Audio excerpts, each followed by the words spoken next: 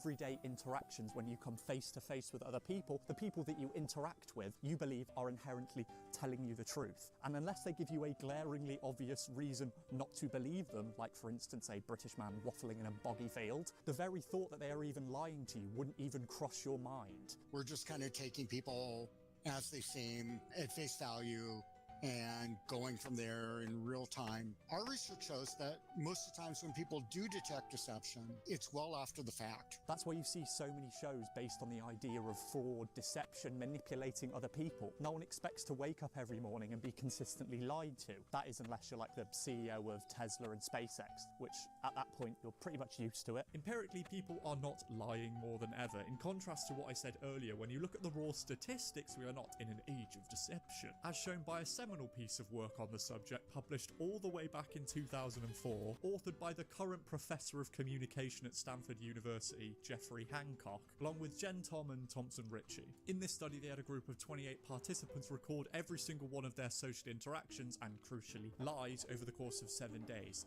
whilst jotting down the methods of communication they used to communicate with those people. The overall outcome of this study was that students at a 2000s North American university lied the least over email and the most over the phone and in face-to-face communications with one another. Interesting, right? Well, if I'm honest, that's not really what I'm here for, mainly because this study came out in 2004. This is what passed for a mobile phone and a computer, so it's not the most up-to-date. And finally, this is the main reason. I don't trust studies that rely on people to admit when they're lying, particularly students. The main thing I'm focusing on, however, is the central premise, how the design of different technologies creates very different communicative environments that may have important implications for lying behaviour. Basically, that people's relationship with the truth changes dependent upon their method of communication, due to the tangible, real-life consequences that would come as a result of their lying. So, for instance, the fact that people were lying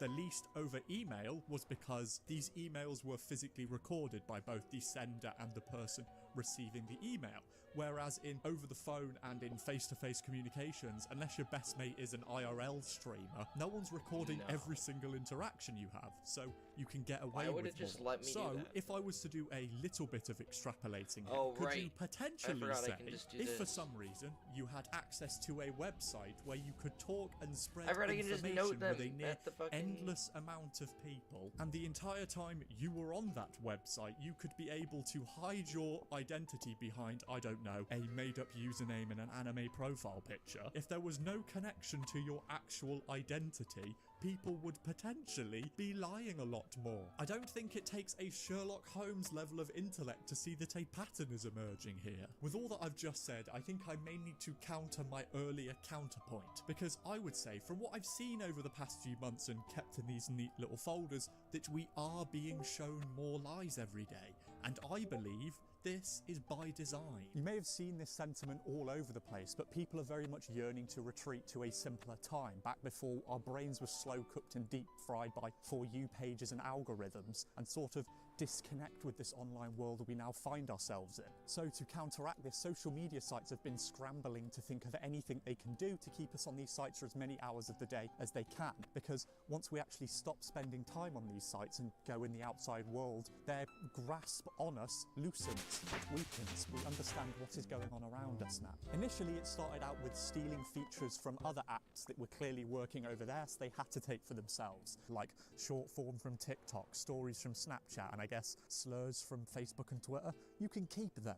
But gradually over time this approach changed and got more and more audacious, leaving us to the situation we find ourselves in now, where every single one of the big social media conglomerates just straight up absorbs and consumes every single other tiny social media site or platform with interesting features, like a capitalistic agraria.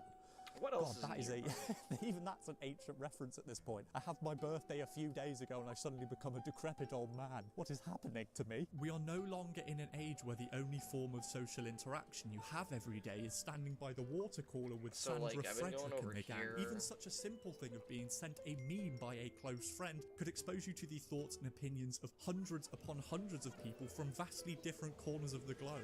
And honestly, it's just so overwhelming, which is why more and more people just want to get off the ride. But as of recently, it would seem to me at least that for a few of the big hitters out there, their strategy has somewhat changed, with sites like Twitter, Instagram and Facebook opting to go down a more divisive route. Upon its foundation, social media and the wider internet at large was a place of goofs and gaffs, of hilarity, where in one brief moment you could go from sending your best friend some spam mail that they would have to send to every single person they know or their entire bloodline would be cursed, to moments later sending them an image of Snoopy with the caption, "This is so you."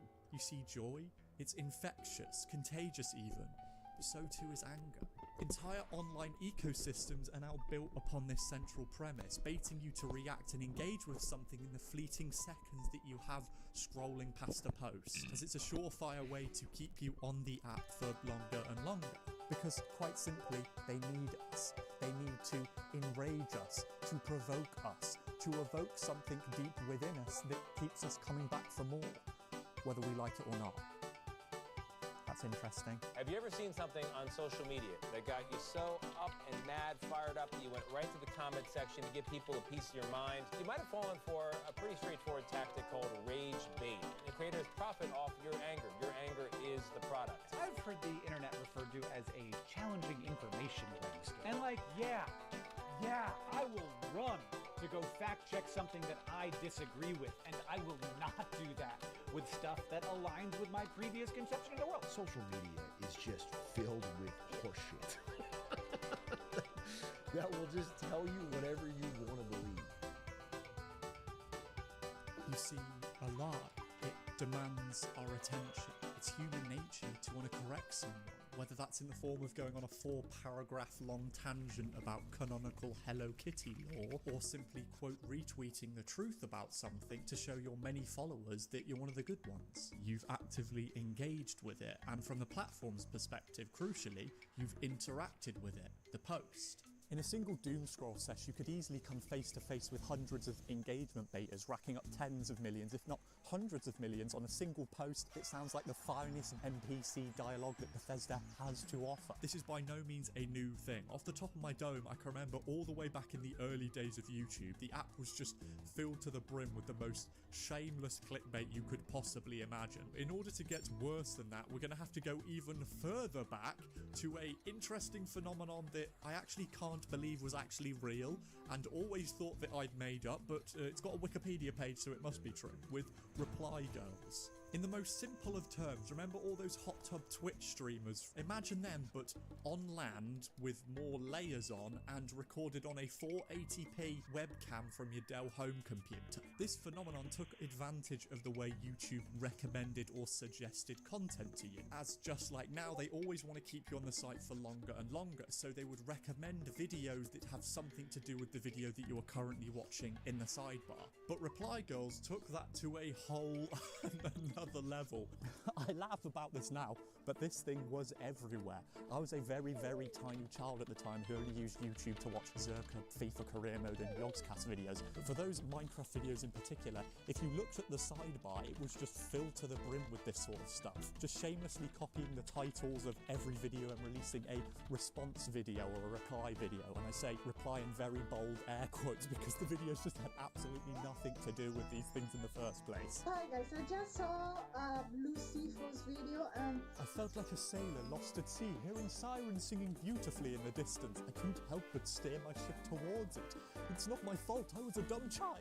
Nowadays, as you can see on YouTube, this thing has sort of been curbed to some extent. But on sites like Facebook and Twitter, it would seem, to me at least, it's been given somewhat a little bit of a makeover. Due to Twitter's shift towards actually paying people for the impressions they generate, most of the things you scroll past now have been genetically manufactured in a lab to evoke an angry response out of you, which leads us to the situation we are in right now. And while sure, a lot of this stuff is from the same 12 accounts posting this nonsense, tweeting things like, what's a line delivery you think about a lot? Name a time a celebrity gagged their interview, or what are the final 3 digits on the back of your credit card your mother's maiden name and your postcode? No matter which way we think about it, all of that stuff is still engagement bait. Just because you get food poisoning from a restaurant you really enjoy, it doesn't mean that you still won't barf your guts out. They may get community noted or flamed in the replies. At the end of the day, nothing happens. There's no backlash, no repercussions for the nonsense that they spout. they simply continue to go on with their lives, whilst the actual platforms continue to benefit from our increased engagement. No matter how we push back against the system, the more we end up feeding it. You see, anger lives within you. Fear, rage, confusion, outrage, they all live within you, eating away at the very heart of you. Ramsdale third career relegation, quote retweeted by a person saying, still baffed how EA gave him an 87 rated card after 22-23. This post got 211,000 impressions and got 3.4 thousand likes. It is simply not true. Everything about it, apart from this bit, is made up. Breaking, Josh Brolin's Thanos will have a cameo in Avengers Doomsday, receiving 31,000 likes and generating 3.2 million impressions. But then it's quote retweeted by another post. They're gonna recreate that one panel, aren't they? All of this absolute hot garbage. Obviously, this person has been lied to, and whether they care about it or not, they have helped spread misinformation, even if they have actively been fooled. Again, another 1.2 million impressions and 22,000 likes that probably helped propel the initial post to the 3 million odd people it saw in the first place. You can see a pattern is starting to emerge here. Elephants are grey is probably one of the biggest lies ever told. I hope you like my drawing of elephants. With a whopping 6.6 million impressions, 134,000 likes. Are you mental? Which even after this idiot was community noted, they continued to double down on it, like they know some hidden elephant law that has escaped mankind. I hope you see what I'm getting at here, but I'm very much not done. I have quite a few more receipts. So you're going to see me struggle to pin up quite a lot of these things. We've got the fake Alanga one that I mentioned earlier that was picked up by more reputable footballing outlets, and fair play to the guy who posted it, because they then quote retweeted it and said, I put two random numbers together and 4.9 thousand people believed it, which got 1.5 million impressions, but also propelled the initial lie. It's just a constant cycle. Also, let's not forget the fake GTA 6 post with 2.9 million impressions and over 95,000 likes. Randomly remembered a study I skimmed years ago where they put pairs of men and women who didn't know each other into a pitch black room for like an hour with no instructions, and a surprising amount of them had sex. Maybe it was like 2 to 3 hours, I don't know, still a short amount of time to go from just meeting to hooking up, especially without having any idea what they look like. Also, they knew they were being recorded. Wow, it sounds like such an interesting, out-of-this-world study. I'm sure you could provide evidence. No, they could not, because it's not real. 3 posts from this same Donny got over 5 million impressions, with the first one getting 56,000 likes. And then another post quote retweeting it saying that it's fake gets 1.8 million impressions. There are entire industries based around people and deception. People frauding one another, lying to your face and you don't even realise it. Because if you did, I don't know, the tiniest bit of research, you'd find out that this guy is chatting out of his arse. It comes from a 1973 study called Deviance in the Dark by Mary and Kenneth Gergen. Around 50 people participated in this study around the ages from 18 to 25.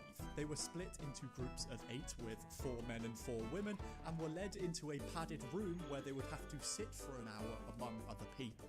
My worst nightmare. One half of the study focused how people would interact with one another when secluded in a lightened room, and the other half of the study, it was a darkened room. As the original tweet says, the students in the lightened room kept talking to one another but maintained a healthy distance at all times, whereas those in the darkened room had a much different atmosphere, with it getting quite contentious at times. They ran numerous versions of this, with my absolute favourite featuring an incredibly talkative boy in the darkened room, kept trying to keep the conversation going and no one could be asked. To which he said, "Why isn't anybody talking?" and a voice quickly returned, "Why don't you shut up?" Throughout the course of the experiment, in the dark room, everybody stayed put in their spot, fixated on the location they were originally placed. But in the darkened room, people got a bit more experimental. They started exploring the space, and consequently led to the fact that in this one, over 90% of the participants touched each other on purpose. Because obviously, if you're in the dark and you're like trying to find your way around, you feel around the space. which then led to a few of them kissing. But that's it. That's where this ends. Nothing else like this original post suggests. Which is still odd considering they didn't know each other, but it was the 70s. But this sort of emphasizes the entire point of this. What this person said is obviously not true. Simply put, they've either misremembered a study or purposefully misinformed people because their version of events is more intriguing, it's more eye-catching, and it leads to discussion in the comments with people who very easily fall for this sort of stuff. With a lot of the comments being quite disgusting, as you can imagine, with this topic. But if it is purposeful misinformation, which I would lean more towards, they've utilised a very common strategy amongst all of this. Instead of 100% sticking to the facts, you use a backbone of a story that is already true and start sprinkling in a more compelling ending, like you're writing Twilight fanfiction. Lies become easier to swallow if they're surrounded by a whole bunch of truths. It's the same way that in order to get a cat or a dog to eat a bit of medicine, you have to put it in another bit of food. We're just animals at the end of the day. It's the same principle. What this person continued to do, however, was to deepen and further the lore of this made-up scenario in the comment section and in replies to people who have very clearly fallen for this and are living the same fantasy. What I do find incredible about this in particular is it very much plays into the entire point of the study in the first place. The main aim of the study was to see how people would interact with one another in different circumstances, whether you would stick to the same societal norms that were expected of you in broad daylight. What Kenneth and Mary Gergen inevitably found, however, was that those in the darkened room didn't feel like they had to stick to societal norms, what was expected of them, and this is the crucial reason why. Anonymity. In the initial test, those in the darkened room were told that you would have no contact with those people inside the room after the test, which led to the situations that happened. However, they ran a secondary test later on where those in the darkened rooms were told that you would interact with those individuals after the test, and surprisingly, those in the darkened room basically just did a mirrored version of what happened in the light room. They sat in their spot and didn't do anything. The repercussions of their actions would come back to bite them because they'd actually come face to face with the decisions they make, with the people in the dark they randomly make out with. So, this person on Twitter, using their online alias with no connection to their actual identity, chose to shrug off societal norms and just start lying to over 5 million people. You cannot make this up. As did this person. I asked this chick for a sexy pic and she sent this shit. Frown face. Bwah, bwah, bwah. What a bad life I have. Am I right, guys? Except for the fact this picture is stolen off of Reddit. But don't worry, it only got 16.1 million impressions. What? Do you understand how insane all of this is? I'm not going to stand here or, I guess, lean against this fence and act like I'm a truly perfect human being who's never done anything wrong and never told a lie. Are you dumb? Who doesn't love a little light misinformation spreading every now and again to feel alive? The reason this is amping me up so much isn't because they are lying to me. I'm not a toddler. It's because there is a clear and obvious connective path between every single one of these posts. If you lie, you are rewarded. If you provoke people into getting angry at you, you are rewarded. If you spout so much nonsense that a British man has a mental breakdown and pins it all to a corkboard, you are rewarded. But as you can see right in the centre here, this is where things start to get a little bit messy. If your entire platform is strung together by a loose set of lies, how can you expect people to actually want to stay on your platform, to want to trust the things that they are being presented with on a daily basis? It may be working in the short term, but eventually this whistle needs to have charges. String section is going to cause people to just give up. Because when compared to something like happiness and joy, anger is so much easier to get at, to exploit. I mean, Jesus, it's like hydrogen bomb versus coughing baby. Actually, no, it's worse than that. It's me versus any age version of Messi. There is a cataclysmic difference here, but it's not even just Twitter. Since I've been writing and researching this video, the ghost of hypebeast past that's now taken over the husk of Mark Zuckerberg has come out with this to say. I want to talk about something important today because it's time to Starch get by back to our bringing the roots whistle around free alongside expression on certain Facebook raw and Instagram. meats The problem or with complex from systems hunter is they make creatures mistakes. or Even if they Quetzalcoatl's accidentally sword. censor Are just you 1% of posts, that's millions of people. And we've reached a point where it's just too many mistakes and too much censorship. How does We're this gonna get work? rid Is of he just gonna, fact-checkers like- and replace them with community notes? Wait, I can just bring him similar to any? X, starting in the US. What are you Wait, I talking have about? Quetzal It's like feed. failing your driving test a few times and then instead of actually addressing the root cause of the problem, just go out and buy a monster truck and drive straight over everybody Okay, on your hold on, morning hold on. commute. It is If pure Quetzal feed is so insanity, much as more emphasised fucking by an article expensive published per in The use. Guardian by Chris Stokel-Walker, who called it an extinction-level event on the idea of And yet I objective can just truth on use- social media. Because of course it is. Lies move so much faster than the truth. It is just maddening. It doesn't even matter if they get community noted afterwards, because again, it is afterwards. The lies have already come out and spread. The damage has already been done. Case in point, when my family used to live up north, I vividly remember a child I went to primary school with was convinced the way to make babies was by holding another girl's hand. We didn't wait for that to be independently adjudicated by an outside investigator. We were enraptured. That single thing blew our tiny, tiny minds. One difference I would say though is that How tiny can this child shit up in take me? Doncaster wasn't getting paid for every person they tricked. Can you imagine though? Bro, I would have bought so many Freddos. What I've Oh, shown it just you takes so me back to far the Hunter throughout Guild? Most of this video is all Oh. of this is relatively Well, harmless. fantastic. Realistically, no one's getting hurt here. But if things are spreading like absolute wildfire on my For You page, in my algorithm, just imagine the absolutely hellish lies in the deepest, darkest recesses of this site, with no backlash, no retaliation. In fact, whilst researching this video, I stumbled upon a report published by data scientist Bastian Carniel for the fact-checking organisation Science Feedback in March of 2023. They were looking at the difference between the current state of Twitter and what it was like in the happy days before Elon Musk. And in their words, they said, quantitative evidence. Fuck. It's so hard to get this right. Quantitative, fuck. Quantitative, Tommy gun. Quantitative, I'm really struggling with this. I'm going to Quantitative. read it straight off my phone. Quantitative evidence so far suggests that Twitter's new approach to ensure content quality is failing. A study of 490 misinformation super spreaders shows that their collective popularity has significantly... Bastard, I'm reading it, I still can't get it right. Shows that their collective popularity has significantly grown. On average, an increase of 42% of interactions per tweet since Elon Musk took effective control. Whether we like it or not, these digital town squares have become fundamental to people's day-to-day lives, how they actually function. To have something this crucial to people operate with the same basic rules and regulations as the Purge What are he doing is over there? absolutely mind-boggling. You know what? I'd say the Purge is absolutely lapping us, because at least then you know for a fact you're living in an actual nightmare.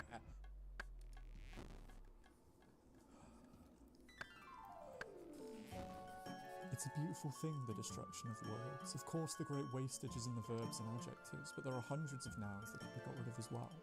It isn't only the synonyms, there are also the antonyms. After all, what justification is there for a word which is simply the opposite of some other word? A word contains its opposite in itself. Take good, for instance. If you have a word like good, what need is there for a word like bad? Ungood will do just as well. Better, because it's an exact opposite, which the other is not. 1984, George Orwell, 1949. Are there actually men in the world that don't think that tattoos are attractive? Like, I'm asking, like, Seriously, I got all these tattoos because I thought it was gonna make me hard. You can clap now. Thank you, it means a lot. I told you I was an actor. I think it's fair to say that both transcripts I just read to you were true works of art. One was a harrowing tale about outside influences and what it's like in life under an oppressive regime that stifles creativity, and the other was George Orwell's 1984. But for the select few of you out there who weren't awestruck by my performance and transported to another world, you may have noticed that something was a little bit off by the second transcript. Like 1984, evoked a little bit of a response. These won't look so hot at the age of 50. Good luck. I'm a vet of two forces. I've seen a lot of tattoos long before tramp stamps. I never got one and honestly think they all look trashy. childish. Tattoos are an outward sign that she's not marriage material, and deservedly so. They make bad choices and then try to settle for an average, stable man. Simp? I love how they had to clarify that like a DJ Khaled ad-lib. Simp? Sorry, back to the serious bit. You don't put a bumper sticker on a Bentley. This is obscene. I'm afraid to say that is my new life motto now. I'm very sorry. Graffiti on the temple. Disgustingly low-grade women get tattoos. Tattoos are an indicator that she is dumb and makes poor decisions. It's basically hanging a sign on the gate. They're a vain display to attract attention, and just wait. When a woman with tattoos is old, oh man, the tattoos are even uglier. Well, this is awkward. All of these idiots aside, going back to the actual video, have you cracked the case yet? Have you figured out what's wrong with it? I don't know, perhaps, just spitballing here. It's her creepy face. If you couldn't tell, this video is clearly made with some form of generative AI. Either that or Cassandra from Doctor Who's clearly gotten their life together, as emphasised by the fact that this is the actual video. If you had to choose one and only one to have for the rest of your life, what would it be?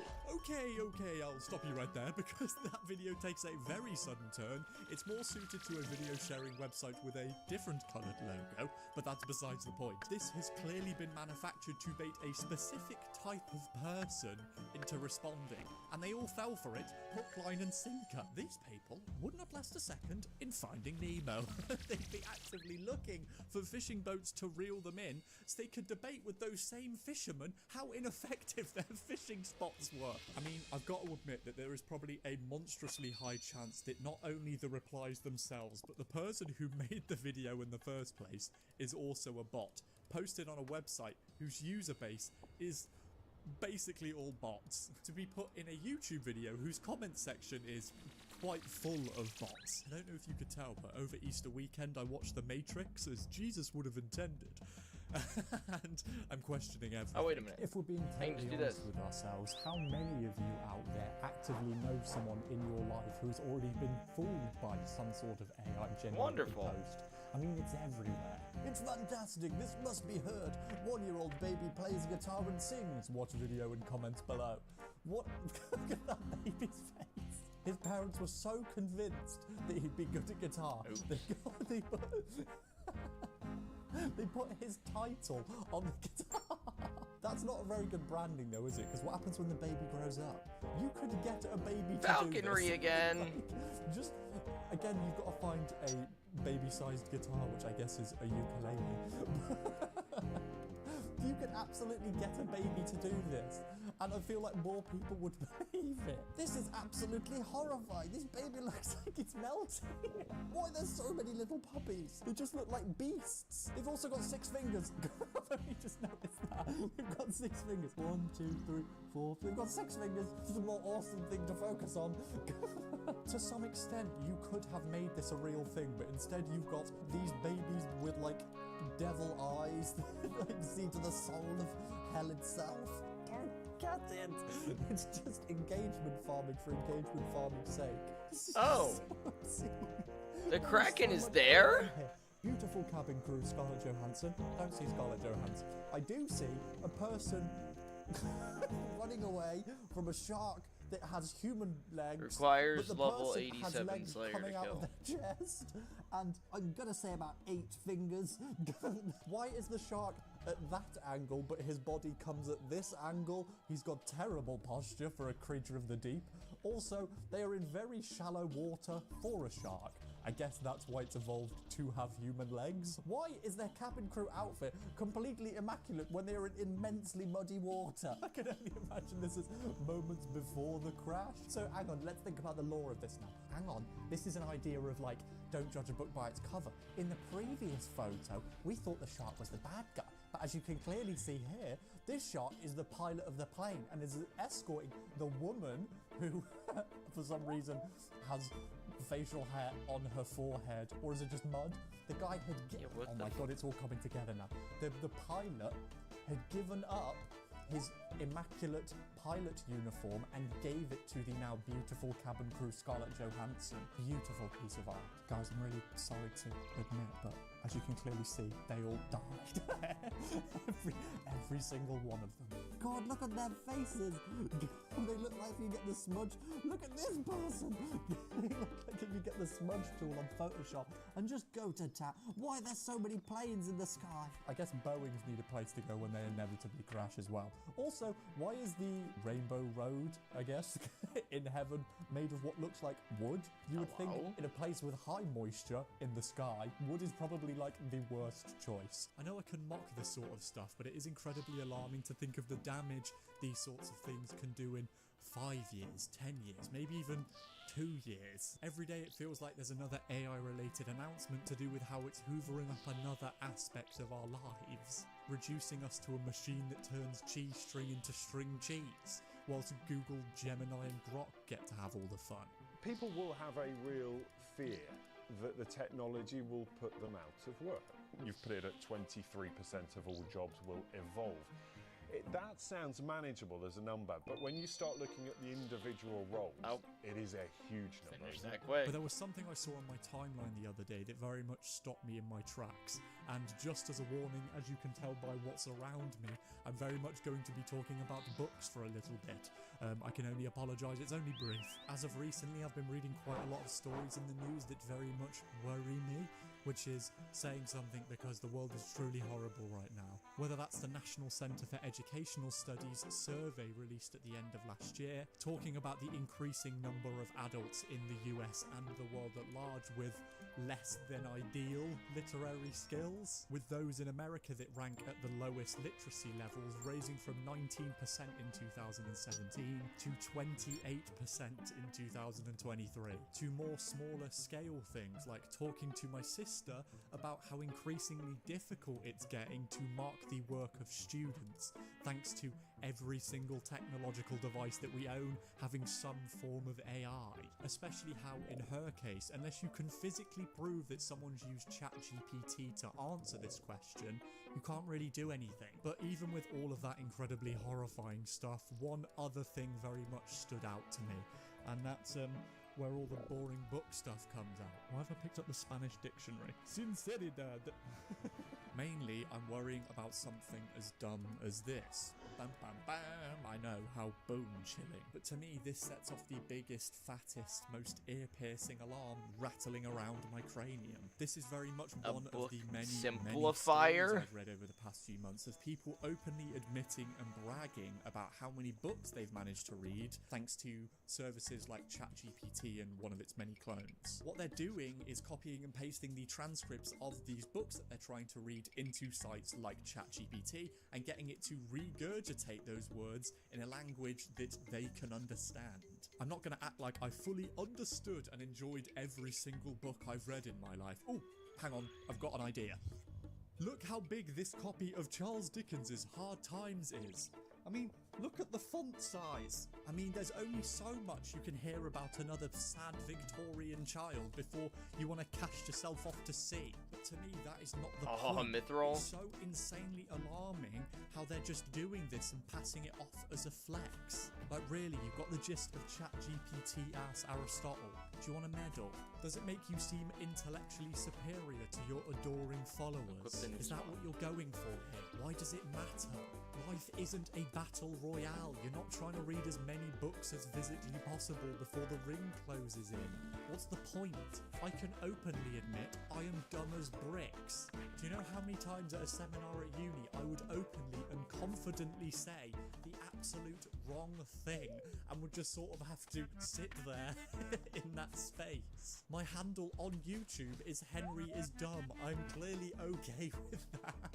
But to think critically and to ponder the stories of people passed throughout generations is to be human. It is a privilege to be able to tackle these challenges, to jump over hurdles. You cannot expect every single thing in your life to be that straightforward, to come with a battle pass, to give you instant gratification and instant answers to whatever question you want.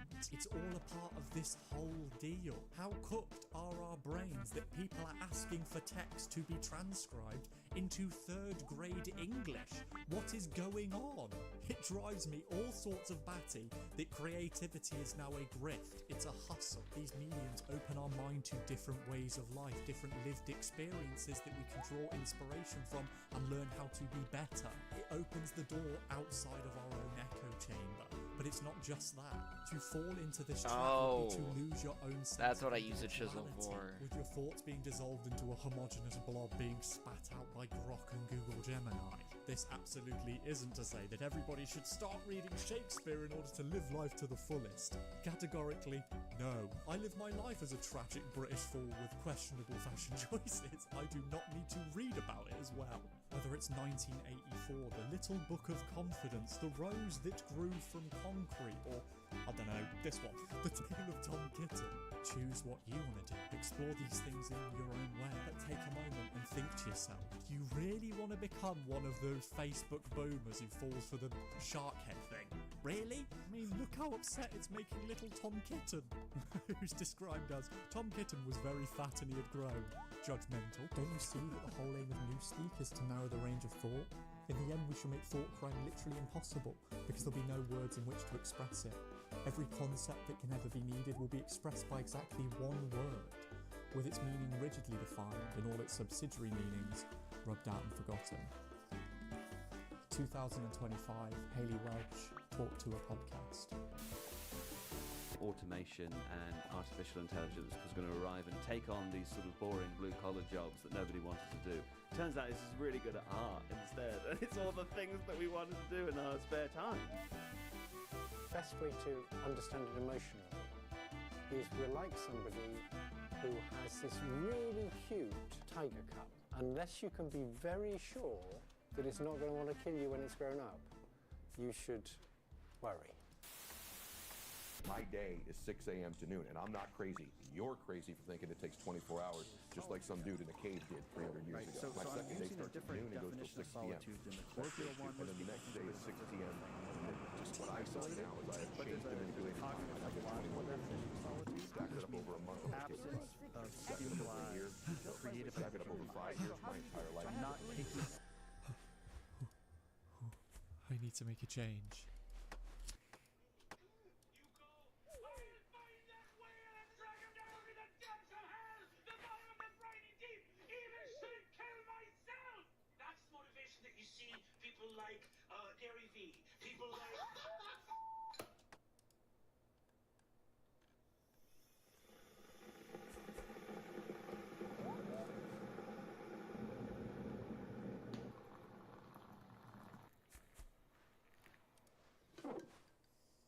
Good morning. Apologies if I look or sound incredibly rough. It is currently 7:15 in the morning. I woke up about 10 minutes ago, and this is the most honest morning routine I could think of. Sorry, I'm a bit slow. I'm very much not awake yet. Every single corner of the internet is full to bursting with fraudulence. We've all contributed to it in some way, and that's very much not a bad thing. Whether it's the tiny child version of you lying so you can play Club Penguin with your friends, or how this version of me that you've seen throughout a majority of this video is quite clearly a front. I don't just teleport from room to room in my everyday life, just as the version of you that you present to your friends on social media doesn't cover every single aspect of your life. Does that make us both liars? Most, if not every single photo I've posted to my personal Instagram is me with a big, dumb, goofy grin, but does that mean I'm always smiling? Of course not. Throughout my time at university, I wasn't in the greatest of headspaces. I very much struggled being away from the life that I was so familiar with. But looking back on any Facebook or Instagram post that I posted at that time, you'll see a lot of photos that look like this, happy and smiling, and not showing the immense struggles that I was going through at that time. I mean, who would want to see a photo of me crying because I didn't have any mixer to put in my vodka, and my triple XL pizza that I'd bought to last me the entire week was starting to get a little bit gross. I know there's quite a lot to unpack there. Social media is a representation of our lives through rose-tinted glasses. Everybody preaches about authenticity and realism, but spends about 15 to 20 minutes trying to choose between 3 identical captions. We all know this. This isn't exactly a news flash. But it didn't stop that immensely depressed version of Henry at university from getting jealous seeing all of his friends posting photos and stories where they're looking happy and cheerful, when in reality, most, if not all of them, were going through the exact same problems that I was.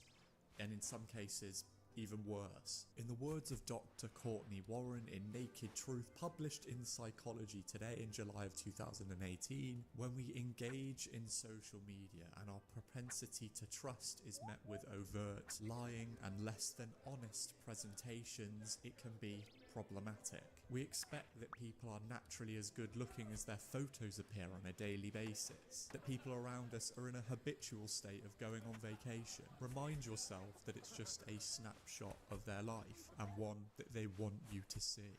God, I should probably go and have a shower. I feel gross. I need to get my day started. To me, TikTok, Instagram, influencer morning routines represent a relatively insidious part of the industry that sort of works as a perfect representation of every single thing I've been talking about here. Inherently, every single morning routine you see on the internet isn't fake, just like every single post you scroll past on the internet isn't fake. But the ones generating the most traction, the one with the most wide-reaching interest, are absolutely filled to the brim with fabrications, that's probably the best way to put it, in order to keep you interested in them. That's why you're seeing these morning routine, morning ritual videos take on an almost comedic lens. They need to do something outlandish, something outrageous to stop you from scrolling, to pay attention to them, to separate themselves from the masses of other people creating identical content. As someone who has a history of not being in the best headspaces at all times, I can absolutely attest to the fact that some form of routine, some form of schedule actually works. Whether it's getting up early and actually going out into the world, exercising more, doing stuff with your friends, or not drinking as much alcohol alone in your room, these things actually work to make your mental well-being better over time. But just because one thing worked or works for me doesn't mean those same things will work for you. There's not one singular process or singular product that you need to purchase that will make your entire life better, which is what brings me to these morning routines. They put these products on a pedestal, elevated to the highest of social status, thinking that this is the sole thing you need to make your life better, to get your life back on track, when it's clearly not true. Masquerading as a step-by-step process to make you suddenly feel better about yourself, when in reality all they exist to do is to provide you a 10% discount code at checkout. Or even worse, they lock these nuggets of wisdom behind paywalls, so you actually have to give the money even more directly than you would be just by paying for commission on something, all in a combined effort to inflate their personal wealth and taking advantage of the trust that you have in them. I'm pointing at me. I don't have a course coming out. There's obviously a reason you always see so many horror stories about young people growing up in a world with a constant set of societal expectations, only compounded by constant outside influences from social media. These things are very much not good for people's brains. So videos that almost glorify this perfectionism in every single aspect of your morning, even down to the mug you are drinking coffee from, to me is absolutely barbaric. But then again, all of this comes back to this central idea of deception, of fraud. Social media started out as a way to connect people from disparate corners of the globe, apart from Facebook actually, which came to being because Mark Zuckerberg made another site called FaceMash to rank the hotness of people on his campus. So at least all of this started out with noble intentions, but slowly over time the people involved have gotten greedier and greedier, wanting more of our time, our engagement, our precious hours on the earth to be spent consuming their content, falling for their lies. These sites have fallen deeper and deeper into a toxic cesspool that taints anybody who touches it. It's by no means a singular problem. No matter what I've said so far and what breakdowns I've had on this corkboard, it's not just a Twitter problem, it's not just an Instagram problem, it's not just a Facebook problem. Every single site you interact with on a daily basis is filled to the brim with this sort of stuff. This constant hunger for engagement, for content, for instant gratification, for slop. It's everywhere. Even with the stupid things this dumb idiot's been saying throughout the course of this video, many people have probably already gotten fed up with my British nonsense, left an angry comment and gone on with their day. It's fine, you can do what you want. But strangely enough, that angry comment actually helps me, because the more views, the more likes, the more discourse going on about a video sends signals to the almighty algorithm that more people need to see it. I mean, you've seen this sort of thing all over the place, not just on TikTok. Everything you see online now needs to provide you with a sense of urgency, a sense of immediacy, like you need to care about the thing they're talking about right now. That's why YouTube titles are always like, the biggest mistake a YouTuber's ever made, the most disgusting thing your mind cannot comprehend. I've done it. I'm currently in the process of doing it. In an endless sea filled to bursting with the extremes of the world, it simply has to follow suit, or it won't keep its head above water. Sure, there are people that actually break free from the mold and say something real, but it takes an absolute miracle for that to happen. Case in point, I did a video about positivity recently, and it got 6,000 views. If you laugh, it makes the pain go away. For most of this video, I've talked about how these posts are actively baiting people, forcing them to respond by evoking a reaction out of them. But that's not where this nightmare ends. I'm going to try and be as straight-faced as I can in this part, even with the sun mincing my eyeballs, because we sort of need to sit in this space. Literally, I'm sitting on the floor. There's a pretty massive thing that I just haven't touched yet, the actual comment section themselves. I feel like I'm absolutely not going to do this whole section justice, but it's incredibly depressing and we very much need to talk about it. Here we go. As time goes on, this continuous cycle of constantly baiting engagement out of people, forcing them to respond by just being spiteful and angry, it's a cycle that will continue to spin. The wheels will continue to turn as they continue to squeeze any form of emotion out of you, like it's the last remnants of toothpaste in a tube. But as is the case with every walk of life, there's always going to be those absolute knobheads who take it a little bit too far, constantly testing the waters to see what they can get away with, where little by little over time the ante is raised. Just as a hilarious side note in a very depressing section, I have always found though, with at least 9 out of 10 of those sorts of people who leave comments, if you come back at them with the same amount of energy that they come at you with, they will back down or straight up apologise, which is always incredibly funny to me, to give someone a death threat and go, hang on, I didn't mean it. It's like such a funny change of pace. I'm not moaning about it, it's very much the nature of the beast. I chose to put my videos out online, and as a consequence of that, you sort of have to be open to people saying whatever they want about you. I can imagine the comments of this video, due to the nature of it, are also not the greatest, but again, that's the nature of the beast. But across the board as of late, whether it's a dumb idiot with 30,000 subscribers, or like an actress in a Oscar-winning film, or just someone that you see on the television, across the board, comment sections are just, they're just awful recently. Like, it's so bad. Yeah, it's just a bit of a problem when they're like, oh, if you like it, you're a shill. If you hate it, you're a hater. If you're indifferent to it, why are you playing it and reviewing it? It's draining to just try to appeal to people who seemingly hate video games and yet do nothing other than play them. It's all filled with the same amount of anger, hatred. It's just bursting to the seams for what? No apparent reason, I guess? Throughout the process of writing, researching and filming this video, I can comfortably say no other video has physically drained me as much as this one has. Every day I would wake up and force myself to actively look on social media, even though I very much did not want to, and I was constantly greeted with some of the worst things that I've ever seen, and I don't think a lot of those things will ever leave me. The worst part about it is, because I was actively looking at those things, the For You page and algorithms were like, oh yeah, clearly he wants to see more of this stuff, so they were like testing the waters with worse and worse things, and now my For You page on every app is awful. Just to put this in perspective, Elon Musk is on pretty much all of them. I was just in a constant state of bafflement, is that a word? Looking at these screens being like, what is the point in any of this? Like, what is the end goal? The system hungers for engagement, it hungers for people to actually care about it. It doesn't matter how, it just needs you. So I guess they won't actually look up from their screens and pay attention to what's going on in the world around them. If these platforms want engagement at all costs, and these posts that are making people angry and annoyed are doing as well as they're doing, then 2 + 2 is 4, and obviously it leads us to where we currently are. I really wanted to sort of drive this whole section home by showcasing an actual example of some of the horrendous things I've collated, but every time I sat down to actually write this section, I was constantly hitting a wall, like a constant state of confusion. Would me actively showing these horrendous things be spreading more anger into the world, more hatred into the world? Even if I was in fact mocking it, that it's the same end goal. I'm helping these people achieve what they want, to anger as many people as possible. At the end of the day, that's all these monsters want, attention. It's the same sort of thing as kids in school at the back of the class throwing rubbers at your head. And yes, rubbers is a Britishism for erasers, before you type "huh" in the comments.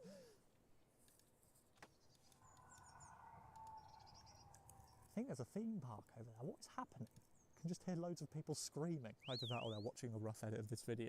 And no matter what, they will just continue to throw more and more at you until they actually evoke a response, until someone actually...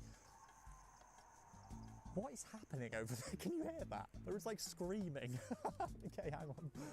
Back to it. What is happening? I'm trying to do like a poignant moment and someone's just screaming. And over time they will just continue to throw more and more at you until someone actually stands up, turns around and gives them the attention that they want. That's all this is. So in the end of all of this, I'm going to try and do something a little bit differently. And in doing so, do things the same as everybody else. Am I in frame here? I absolutely have no idea. POV, I'm trying to find the perfect spot to tell you me and your mother are going through a divorce. I need to be quick, there's dog walkers. I normally hate doing this sort of stuff, and I very much do not like the word video essay. Like, ugh, there's nothing essayistic about this. I'm just waffling, looking into some boggy water. But bear with me, we're about to get super video essay here, and I apologise for anyone who has a passing interest in philosophy because I'm about to butcher a seminal piece of work. As told in Plato's Republic, one evening the Greek philosopher Socrates sat down for a discussion of morality and right and wrong with his student Glaucon. Their discussion focused on the true intentions of man and whether someone decided to do something because they were a good person or whether it was because out of societal expectation, out of fear of punishment or craving a reward. Glaucon proposed to Socrates a tale, the story of Gyges, formerly a humble shepherd who, after tragedy befell him, somehow stumbled upon a magical ring. And obviously he took it without a second thought. I mean, who wouldn't? Upon investigating that ring later that same day, Gyges turned invisible. With this new power at his literal fingertips, Gyges used this new power to complete a true myriad of sordid deeds. Basically, yeah, everyday talking about Lord of the Rings. type This is stuff. stupid. Seduced the queen, murdered the king, and then himself became the king. With Glaucon's tale inevitably boiling down to a central point. If you had the superpower of invisibility, would you do a bunch of fucked up shit? I would say, in an incredibly productive way, that social media is an absolutely fabulous case study to prove this central point. Due to the safety net and protective barrier of anonymity between your online lives and your ones away from your keyboard, people are obviously increasingly comfortable saying the most horrendous vitriolic things they can think of. And as I've said many times, there's no real fear of repercussions with these cases, or as Socrates would argue, you're actively rewarded for doing so, algorithmically speaking. I'm sure if Gyges could do all of this from the comfort of their own home, Socrates would absolutely have gotten what I'm getting at here.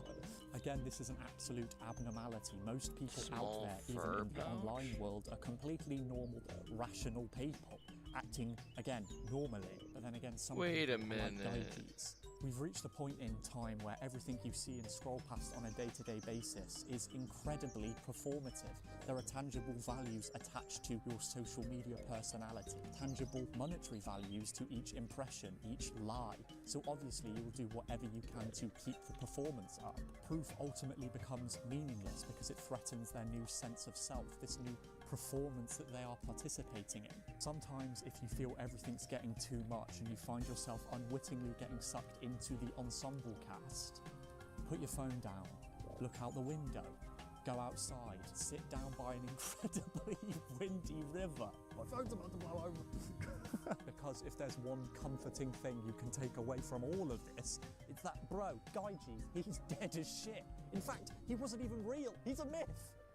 I'm so immersed in this, I can't tell the difference between a 2,000-year-old myth and reality. Of course he wasn't real, he had a magic ring.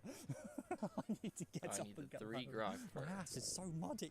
As always, I'd like to thank you for actually making it through this video if you were here right now. Who knows? No one might make it here.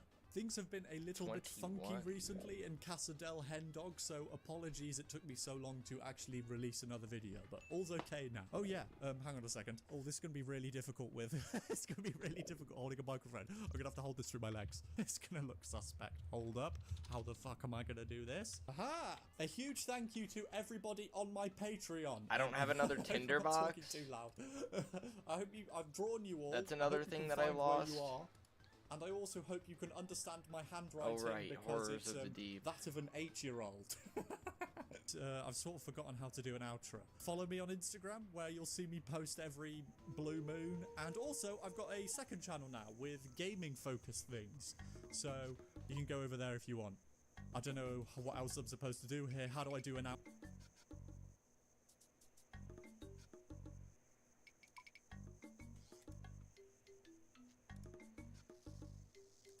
If you've ever spent more than 5 seconds watching content from creators like XQC...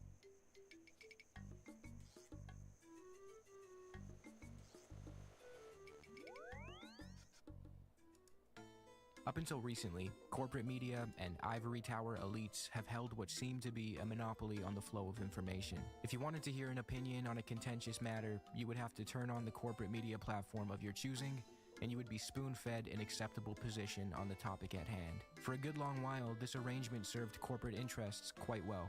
As Noam Chomsky and Edward S. Herman put it in their 1988 book, Manufacturing Consent, I can't hear the mass Noam media serve as a Chomsky's name system and for take it communicating seriously. messages and symbols to the general populace. It's their function to amuse, entertain, and inform, and to inculcate individuals with the values, beliefs, and codes of behavior that will integrate them into institutional structures of the larger society. In a world of concentrated I was wealth and thinking about major buying conflicts of bucket class bags. interest, to fulfill this role requires systematic propaganda. This model of subtle propaganda and gatekeeping of serious discussion has fallen out of favor in recent years due to the rise of alternative media figures and platforms. From YouTube to Twitter to Rumble for the really bad boys, these alternative media platforms have proven to resonate quite well with the average person. And for good reason. People have begun to see through the elitist corporate stronghold that traditional media held over the flow of information for decades. And for a lot of people, they've become disillusioned with the status quo that those institutions were propped up to protect. People are tired of feeling as though serious political conversation can only be reserved for ivory tower elites and fucking Anderson Cooper. So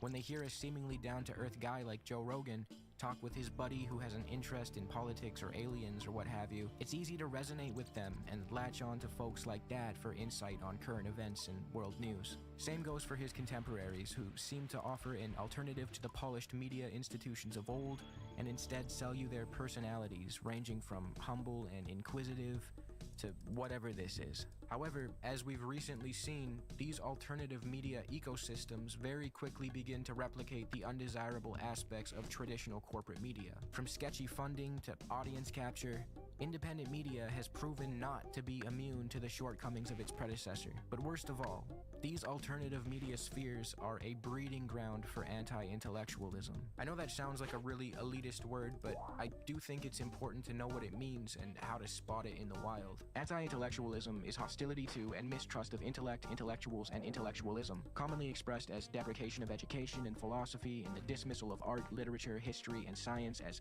impractical, politically motivated, and even contemptible human pursuits. Anti-intellectuals may present themselves and be perceived as champions of common folk, populists against political and academic elitism, and tend to see educated people as a status class that dominates political discourse and higher education while being detached from the concerns of ordinary people. Sound familiar? This is the entire MO of Alex Jones, Tucker Carlson, and the like. Anti-intellectualism, with its disdain for science, embrace of conspiracy theories, and us versus them mentality. Flat Earth. If you're on a flat Earth, you could travel anywhere. Give me 2 cities. Eddie, you point at 2 cities and you because just we've go been there. lied to so much, I get what you question. Is the foundation of reactionary politics and a driving force behind the rise of the far right. I thought Churchill was the chief villain of the Second World War. I don't like them putting chemicals in the water that turn the friggin' frogs gay. But this video is not about Joe Rogan, Alex Jones, or Tucker Carlson. It's actually about a subset of alternative media that I like to refer to as SlopTube.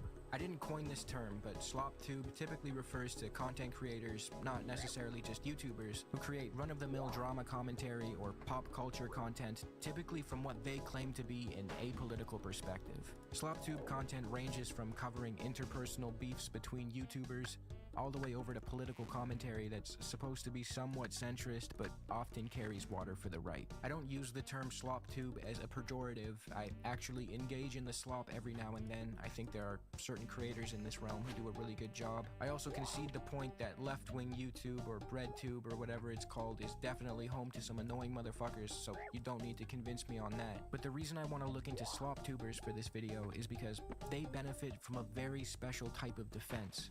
Let's call it weaponized ignorance. It's where they utilize their position as ostensibly apolitical content creators to shield themselves from criticism when they throw their hat in the ring on serious political conversations. They may not even know that they benefit from this, but regardless of their intentions, their positions in the online ecosystem allot them this privilege. Again, I don't think it's wrong for them to cover contentious political topics. I'm actually happy that they do because I think there's things that we can all learn from each other, and discussion shouldn't be stifled due to a perceived lack of credentials. But my point here is that they should treat serious topics with the respect they deserve. That includes backing up their statements with sources, and when they get something wrong on a contentious subject, issuing a correction. Hezbollah is credited with about 500,000 deaths. What did it get furry? Did it get filled with the not I've looked into tatted this pretty extensively. furs? Hezbollah's Tatty furs.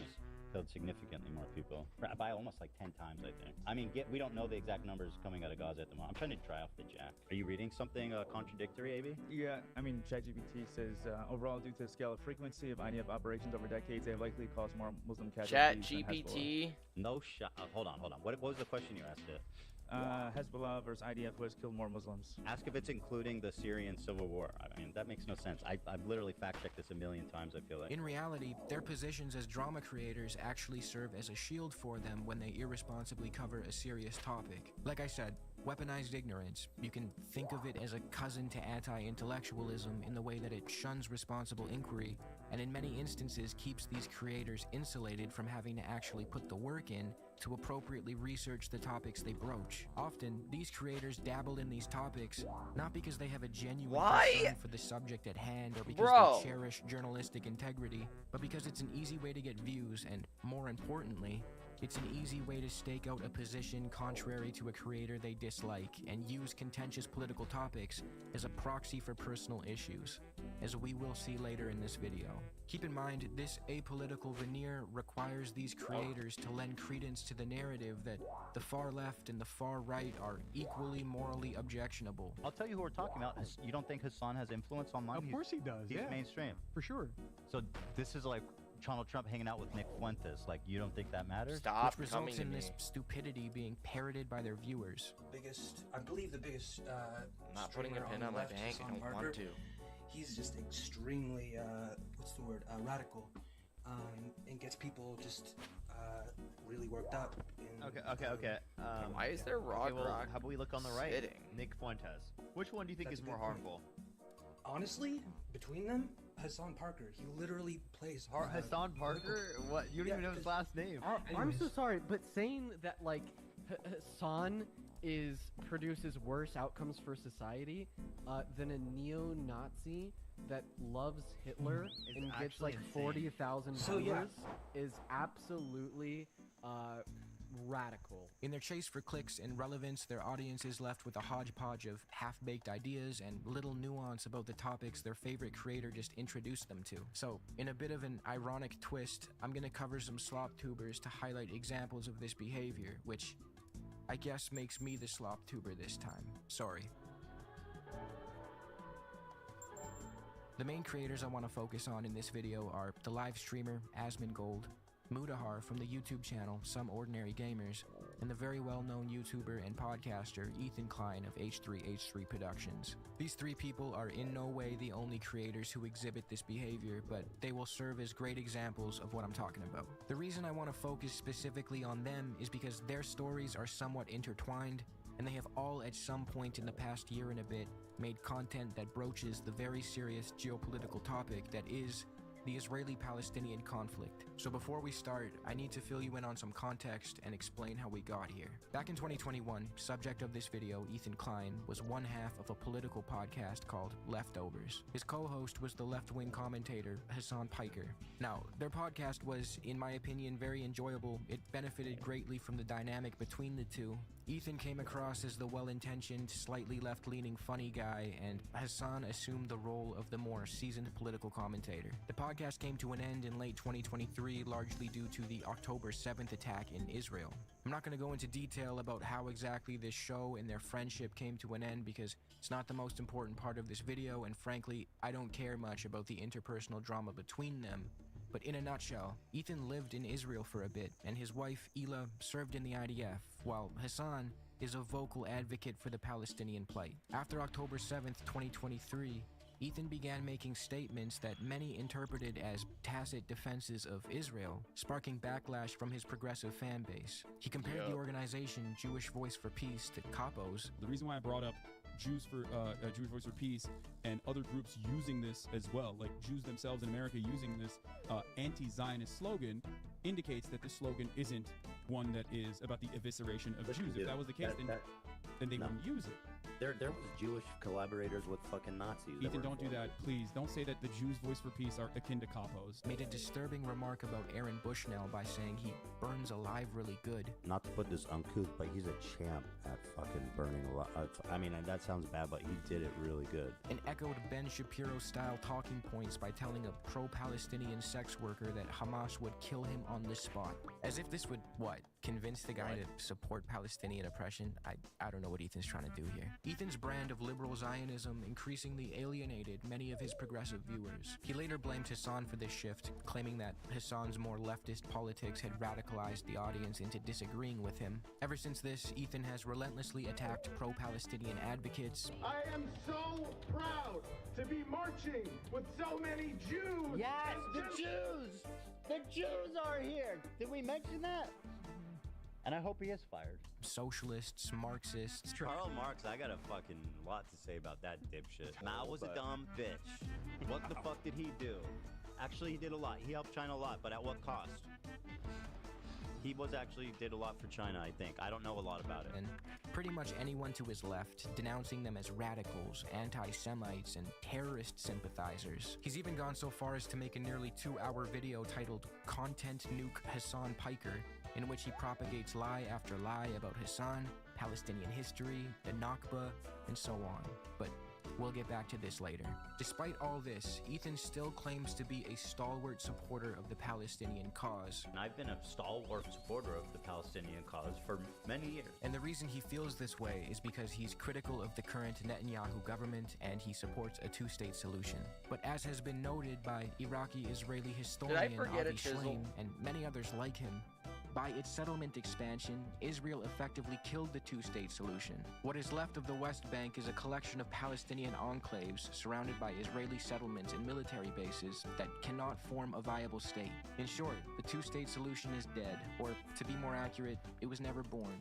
The outcome I have come to favor is one democratic state between the River Jordan and the Mediterranean Sea, with equal rights for all its citizens regardless of ethnicity or religion. Proponents of a two-state solution also often tend to overlook the right of return for the over 7 million Palestinian refugees and their descendants living outside the Israeli-Palestinian borders, despite UN Resolution 194 affirming their right to return to their homes if they so choose. Apart from this, focusing solely on Netanyahu or the far right in Israel obscures the broader reality. The foundational project of Israel is one of ethno-religious supremacy and ethnic cleansing. Even relatively liberal or supposedly peaceful Israeli leaders are guilty of atrocities. To ignore that is to miss the forest for the trees. Ethan opposes lifting the blockade on Palestinians because he believes they would resort to violence if given the chance. A one-state solution just eliminates like one internal faction that is an ever-present danger. And you're telling me if we were to lift the blockade and the wall around Gaza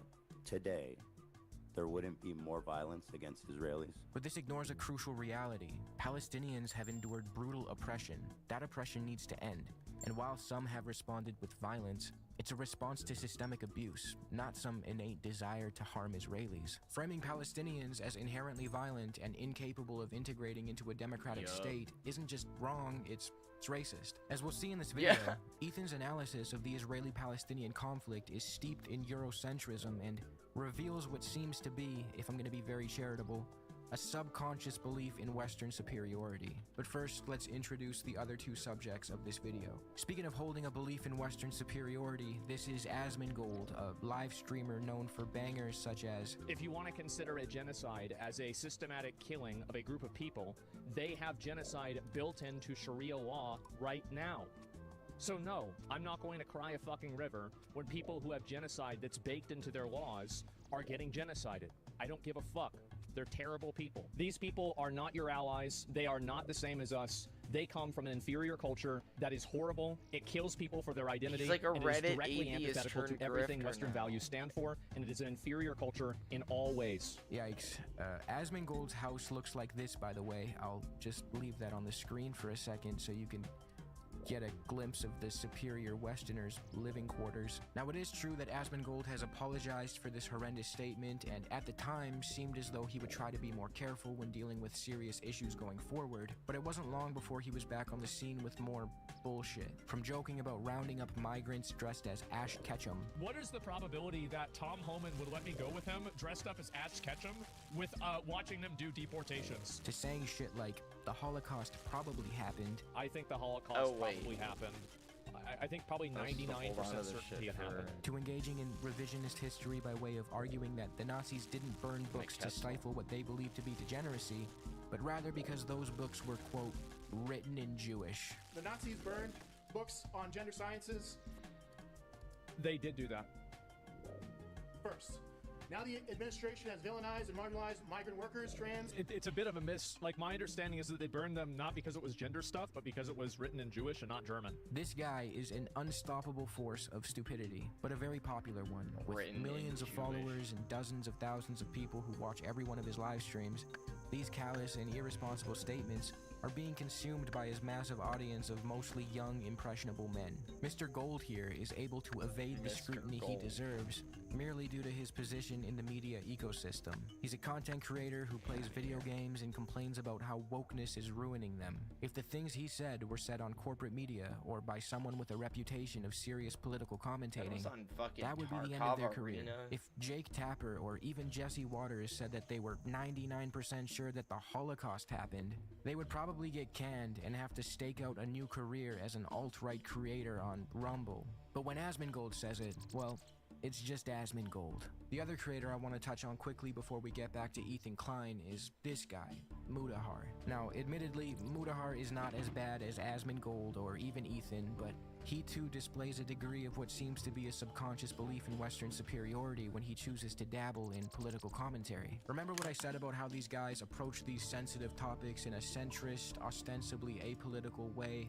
purely for the sake of creating more drama slop content that ultimately ends up holding water for the right? Well, here's an example of Mudahar doing just that. In October of 2024, Mudahar posted a video called "Twitch is a Disgustingly Evil Platform," in which he attacked left-wing creators and broached the topic of the Israeli-Palestinian conflict. At the time, Twitch was being accused of being anti-Semitic. These are claims that I believe to be baseless. Twitch was just highlighting pro-Palestinian voices and creators, some of which were Jewish themselves, and this anti-Twitch hate campaign was largely fueled by this stalwart supporter of the Palestinian cause, Ethan Klein. In Mudahar's video on the topic, he starts it out by saying, "Now, this is in regards to serious world-shattering events that, again, I'm not an expert in, so I'm going to kind of tread lightly in this situation." He acknowledges that he will be broaching serious subject matter that he is ill-equipped to deal with, which is fine and can be done responsibly, but again, his position as a drama tuber, whether he's aware of it or not, insulates him from even having to try to cover things in a nuanced and responsible way. I mean, the video starts off with Mudahar minimizing Asmongold's genocidal statements,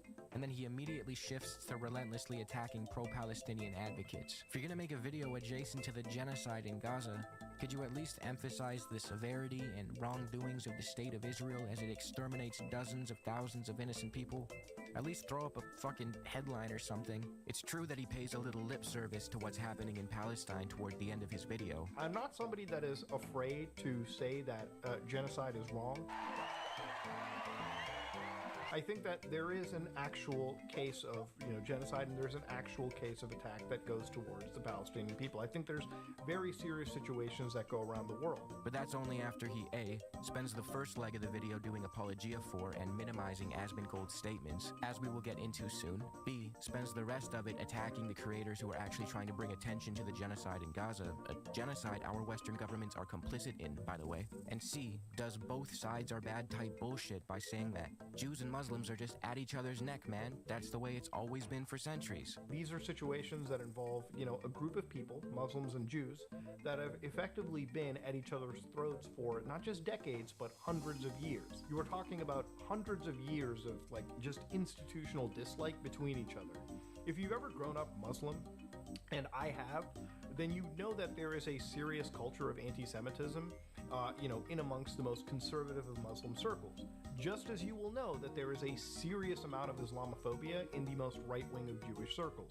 These are two groups of people that literally are just fighting each other. But this analysis ignores so much historical context that it's outright irresponsible. Look no further than the Ottoman Empire, where Jews were a protected minority and had representatives in the Ottoman parliament. As our boy Avi put it, unlike Europe, the Middle East did not have a Jewish question. Anti-Semitism was a European malady that later infected the Near East. Jews and Muslims coexisted in many Middle Eastern countries for centuries. It wasn't until the arrival of European colonial settlers in Palestine in the late 1800s and later the formation of the State of Israel and the violence and ethnic cleansing carried out by Zionist forces that began to change. It's true that animosity towards Jewish people picked up as a response to Zionist settlers arriving in Palestine, but that tension had little to do with ideological anti-Semitism and nearly everything to do with the perception of Zionist settlers as part of a European colonial project. This idea that Jews and Muslims are incapable of coexisting is a dishonest narrative. It's weaponized to stoke far-right nationalism, and in Mudahar's case,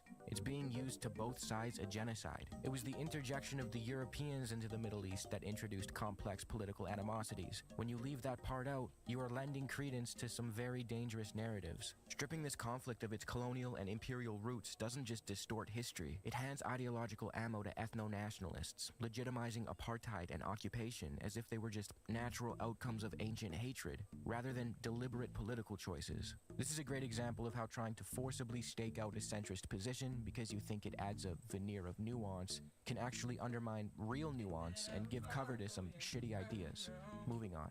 I don't think it's too much to ask for Mudahar if he's going to broach this serious topic to at least fill us in on the severity and details of what's actually happening in Gaza, especially if he's going to rack up 1 million views by shitting on these. It's just Asmongold. Missed all of this. That is afraid to say that genocide is wrong. I pulled a Hassan and I just walked away.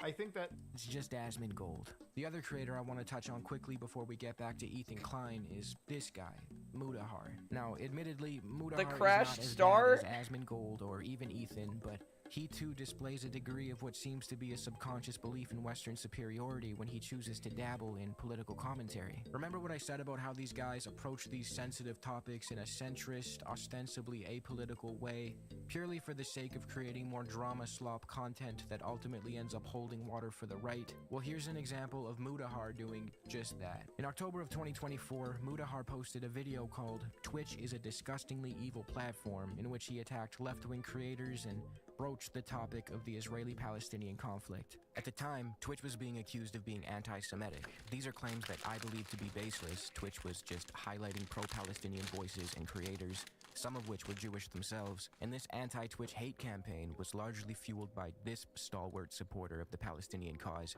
Ethan Klein. In Mudahar's video on the topic, he starts it out by saying, now, this is in regards to serious world-shattering events that, again, I'm not an expert in, so I'm going to kind of tread lightly in this situation. He acknowledges that he will be broaching serious subject matter that he is ill-equipped to deal with, which is fine and can be done responsibly, but, again, his position as a drama tuber, whether he's aware of it or not, insulates him from even having to try to cover things in a nuanced and responsible way. I mean, the video starts off with Mudahar minimizing Asmongold's genocidal statements, and then he immediately shifts to relentlessly attacking pro-Palestinian advocates. If you're gonna make a video adjacent to the genocide in Gaza, could you at least emphasize the severity and wrongdoings of the State of Israel as it exterminates dozens of thousands of innocent people?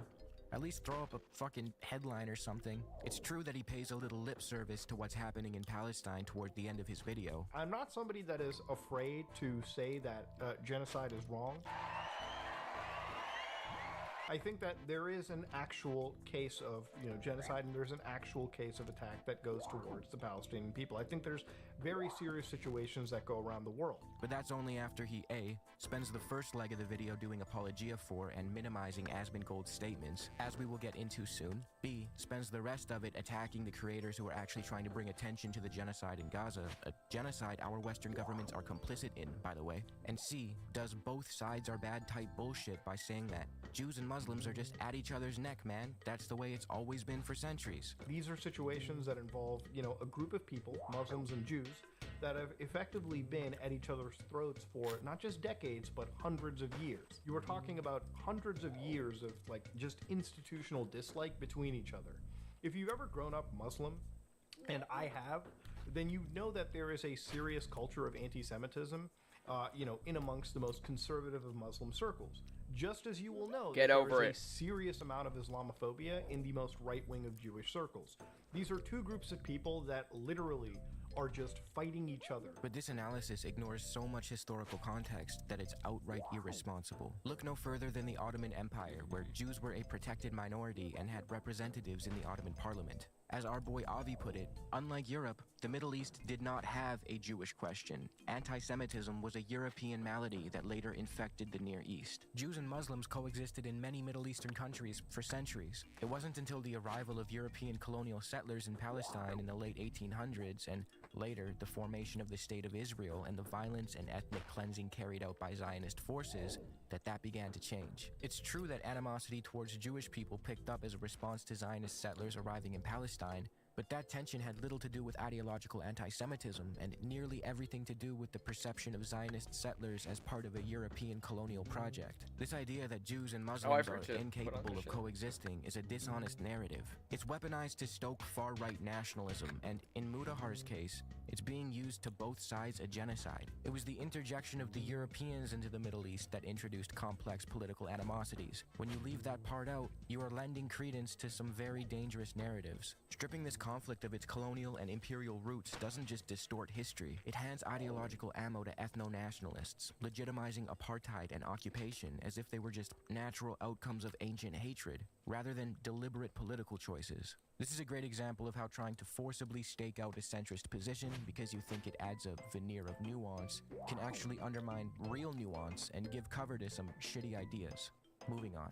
I don't think it's too much to ask for Mudahar if he's gonna broach this serious topic to at least fill us in on the severity and details of what's actually happening in Gaza, especially if he's gonna rack up 1 million views by shitting on these crazy woke Palestinian advocates. By all means, broach serious topics, but brother, you have millions of subscribers and the ability to shed light on the severity of the suffering being inflicted on these innocent people. But I guess it's better for the algorithm if you just take aim at a guy like Hassan Piker instead. All these SlopTube guys really fucking hate this dude. Some of them are genuinely obsessed. Take Nux, for example. He's a... What is this, a cartoon? Who has millions of subscribers across 2 channels and churns out videos about things like Snow White going woke, IRL streamers like Vitaly and Johnny Somali. What the fuck is and Nux Taku right an unhealthy amount of videos about Hassan Piker. Like, way too many to count. Nux is also a little more openly right-wing than your average SlopTuber, and he regularly feels the need to educate us on contentious political matters, which I'm super grateful for, because where else would I develop my understanding of fucking trade protectionism? In the long term, this is bringing so one of them is just unbelievable wasting wealth and industry to the United States. It's worth noting that he and his contemporaries rarely, if ever, actually back up their claims. Just look at this description box. No sources, just a polemic descriptor about how Democrats are cooked, Doge Lord Elon Musk, and what seems to be a bunch more SEO ranking terms. And then he has the gall to claim that his video is for educational purposes. Maybe I'm just being a dick, but is it really too much to ask that when we make definitive statements about contentious political or economic issues, we substantiate those claims somehow? Especially if we're gonna make quote-unquote educational videos. Anyway, back to Mudahar. In his video, he calls out a pro-Palestinian creator by the name of Frogan, who said this about American soldiers. I have no pity at all for any fucking soldiers. U.S. military? Who fucking who? I hope you get PTSD. The U.S. military that are like, yeah, like, you know, I did this back then, but now I know it's wrong. Like, I'm changed. Like, fuck imperialism. Fuck this. You don't deserve the PTSD. But like any other motherfucker, you're joining them. You're like, oh my god, I want my fucking Camaro, no student loans. Fuck you. Is what she said crude and callous? Yeah, sure. I would never co-sign the wishing of mental health issues onto anyone. Sunlight Antelope. Let's examine where a statement like hers comes from. Frogan is a creator of Lebanese descent whose family fled the Israeli-Lebanese war. Is it really that hard to understand why a person of not only Lebanese descent, but of Middle Eastern, Latin American, African, or Asian descent might feel a hatred for the imperial, murderous U.S. military that has infected their politics, bombed their countries, or outright occupied them for decades? Mudahar seems to think so. He had this to say about Frogan's take. Oh, how out of touch do you gotta be? How privileged do you gotta be to sit there on your ass in California and just badmouth the people that take a bullet for your freedoms every single day? The most outrageous shit you'll ever hear. Just for reference, here is Mudahar's very charitable coverage of Asmongold saying that he doesn't care if Palestinians get genocided because he believes they have an inferior culture. I just want to preface, Zach Asmongold has pretty much walked these things back and, has apologized for it. In this situation, one could, if they were to extend the charitability, could say that Asmongold was probably referring Did I not to get a fucking rumor? extremists in the Islamic religion, and their view on people in the LGBTQ camp, all right? And let's take another look at how he responded to Frogan. Oh, how Why is he so matter-of-fact about it? How privileged do you gotta be to sit there on your ass in California and just badmouth the people that take a bullet for your freedoms every single day? The most outrageous shit you'll ever hear. This is all in the same video, by the way. Where did all the charitability and nuance go? Instead, he goes on a diatribe about how the American military takes a bullet for her freedoms every single day. I'm sorry, Mudahar, but A, you're fucking Canadian, and I can say it like that because I am too. B, are you aware of what the US military has done to the Middle East? And C, since you want to dip your hand in the political cookie jar, I challenge you to name me a single time post-World War II when the American military fought to protect the American homeland and the civil freedoms of its people. Which US military intervention fought for her freedoms? Now, there is a conversation to be had about the poverty draft and how the US military preys on underprivileged people and communities and recruits them to sell their bodies into an imperial force. Yes, absolutely. But when that imperial force goes on to victimize entire regions of the world, you shouldn't be surprised when a person who is a descendant of one of those regions has negative feelings towards the US military. Frogan also went on to apologize for her callous remarks, and here is how Mudahar responded to that. After some backlash, this complete dipshit comes out and goes, I realize that wishing people harm isn't the best way to talk about these issues. Really? Really? Wow! And these people are supposed to be the fucking intellectual bastions on the internet. Now again, let's contrast this with the way he accepted Asmongold's apology. In this situation, one could, if they were to extend the charitability, could say that Asmongold was probably referring to extremists in the Islamic religion, and their view on people in the LGBTQ camp, all right? No, I'm not going to cry a fucking river when people who have genocide that's baked into their laws are getting genocided. I don't give a fuck.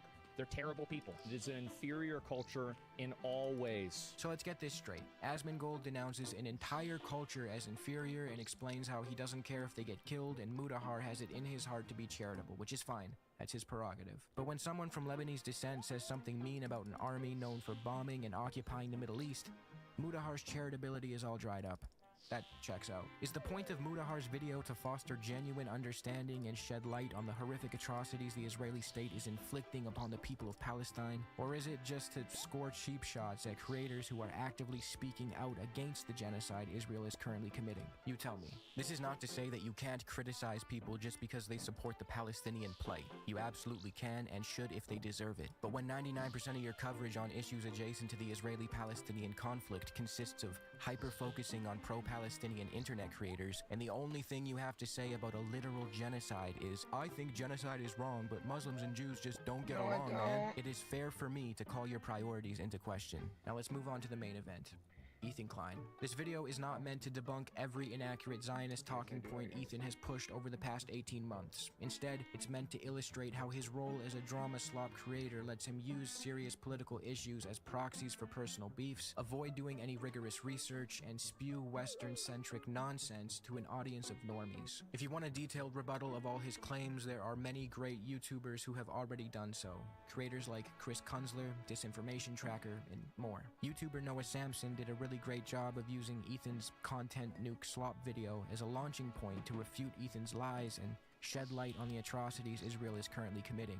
I'll link these videos below. One specific claim of Ethan's that really broke my brain is when he asserted that more Jews were displaced during the Nakba than Palestinians. If the Jews didn't come from Europe after the Holocaust, they came from the surrounding Arab countries that expelled them in massive amounts following the 1948 war. In fact, there was more Jews displaced than Palestinians during the Nakba. This specific claim is so absurd that I can't not include it in this video.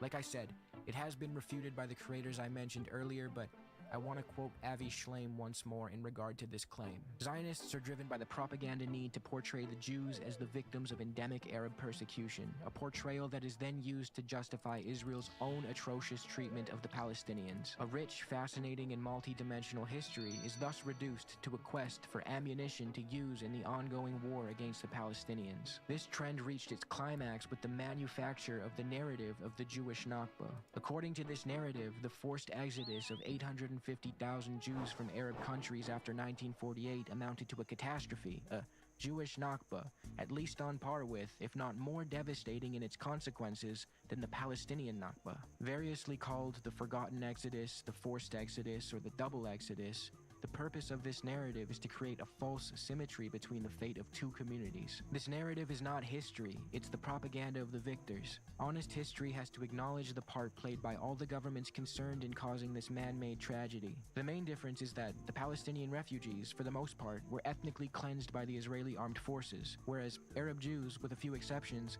were given by the Arab governments the option of leaving or staying. Ethan also forgets to mention the fact that Palestinians were being ethnically cleansed well before the Nakba, also known as the catastrophe. Zionist paramilitary terror cells like the Haganah and its offshoots like the even more extreme Irgun were ethnically cleansing Palestinians before 1948, and those terror cells were later absorbed into the IDF. Ethan's framing obscures the true nature of Jewish migration to Palestine.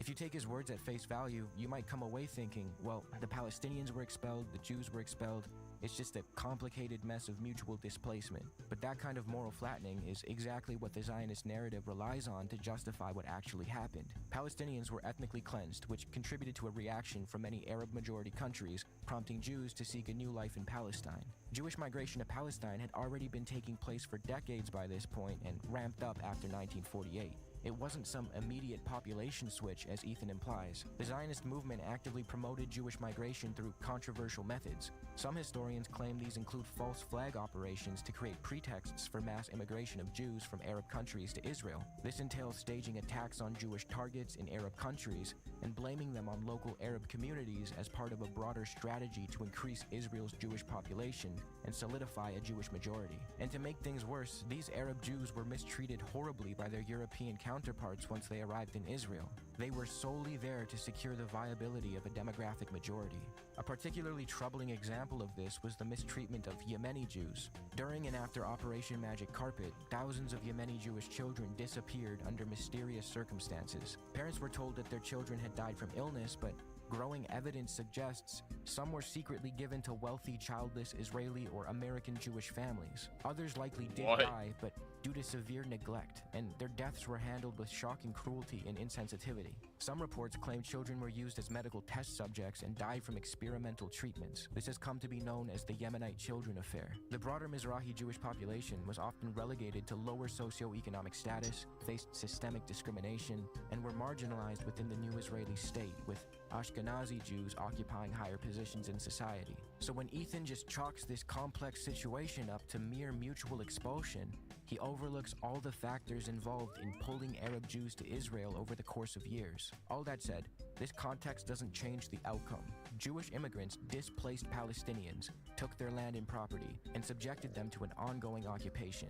It's unacceptable, no matter the reason for their arrival and no matter how the Israeli government worked to reshape its population. Over the past 18 months, many videos have resurfaced of Ethan Klein and his wife Ela engaging in dehumanizing conversations regarding Palestinian people, literally referring to a Palestinian person as it at one point. I walked with them to one house. Okay. I did get out of the car once, but surrounded with them. So. Okay. Did they arrest anyone that night? They did. Did they bring it in the same car with you? No. Oh, You've got just a few cars going. Damn, that's crazy. Was it like, how did you feel? Was it horrifying? It was strange. They've also revealed a double standard in the way they view Westerners versus the way they view people from the Middle East. For example, Ethan loves to accuse Hassan of being a terrorist supporter, and one of the reasons he makes this claim is because Hassan interviewed a young 19-year-old man from Yemen.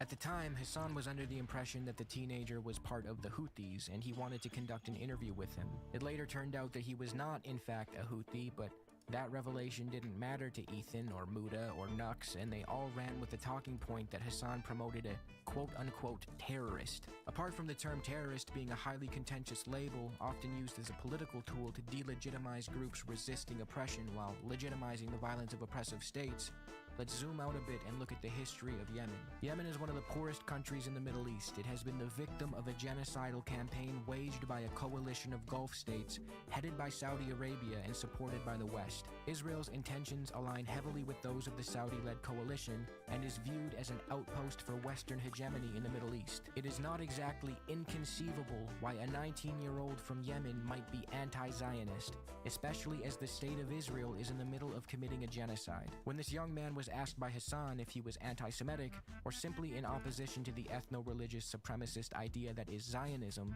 he confirmed the latter. Ask him what he thinks about the fact that in America, some of the leading groups that are pro-Palestine are led by Jewish people who are anti-Israel. How does he feel about that? He's saying anyone that supports Palestine, we're with. He's done so many times back when he was active on Twitter.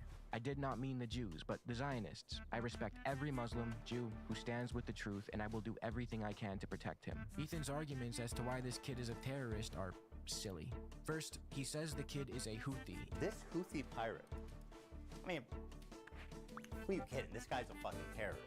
Even though we don't have concrete evidence to back that claim. In fact, Rashid, the Yemeni guy, denies being a Houthi. Actual pirate, a actual criminal. Fucking terrorist. Second, the teen has tweeted violent things about Zionism, but as we've already seen, the kid is clearly able to distinguish between Zionists and Jewish people, even acknowledging the many Jewish organizations that support the Palestinian cause. He's saying anyone that supports Palestine, we're with. And finally, Ethan's smoking gun is an Instagram comment where someone asks this young man if he's a soldier, and he replies, yes. I don't think this is enough to substantiate the accusations Ethan has levied against him. Let's really quickly contrast Ethan's feelings about this Yemeni teen with his praise of Sam Hyde, a guy who Ethan even admits is probably a neo-Nazi. Sam is an extraordinarily funny guy that inspired me a lot when I was coming up.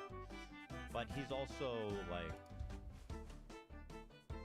he's just a little crazy, and also extremely right-wing. And potentially a Nazi as well. I mean, I might be overthinking it, but Ethan seems to be strangely charitable when it comes to Sam Hyde, but none of that charitability transfers over to this Yemeni kid.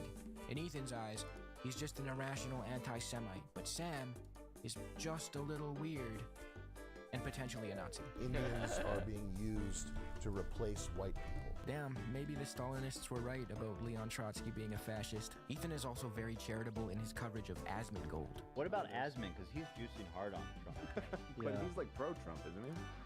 Oh my god, is he? I wouldn't say I have to imagine, right? I don't think he's pro-Trump explicitly, overtly. I know people try to say that. I think he definitely leans more conservative, but I don't think he's as conservative as people try to paint him out to be. Inferior culture in all ways. Well, let's see. Asmon is Trump killed it. He's Trump coded. That's no, a good... Trump killed it. What? Trump killed. That sounds pretty pro-Trump. He said Trump what? Killed it. Oh, killed it. Execute the baby. I think I would say he's Trump coded. Trump's good at this. ... I've watched his content.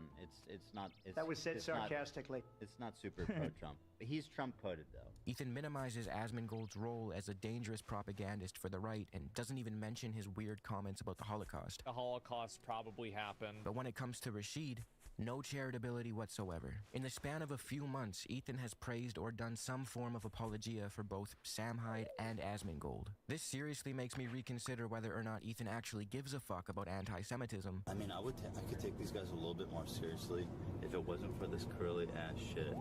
Like these fucking double curls. Yeah, that is disgusting. Or if his priorities lie mainly in using the Israeli-Palestinian conflict as a proxy to attack content creators who are critical of him. Anti-Semitism is absolutely on the rise. A cursory scroll through platforms like Twitter will confirm that. But instead of targeting the actual culprits of anti-Semitism, Ethan is too busy doing apologia for them while solely targeting anti-Zionists. Ethan seems to think that just because the United States labels a group a terrorist organization, that settles the matter. The US, the UK, Israel, and other Western forces are responsible for some of the most horrific atrocities known to man. The number of innocent people the US and Israel kill for political reasons is astronomical, according to Ethan's own definition of terrorism. What is terrorism?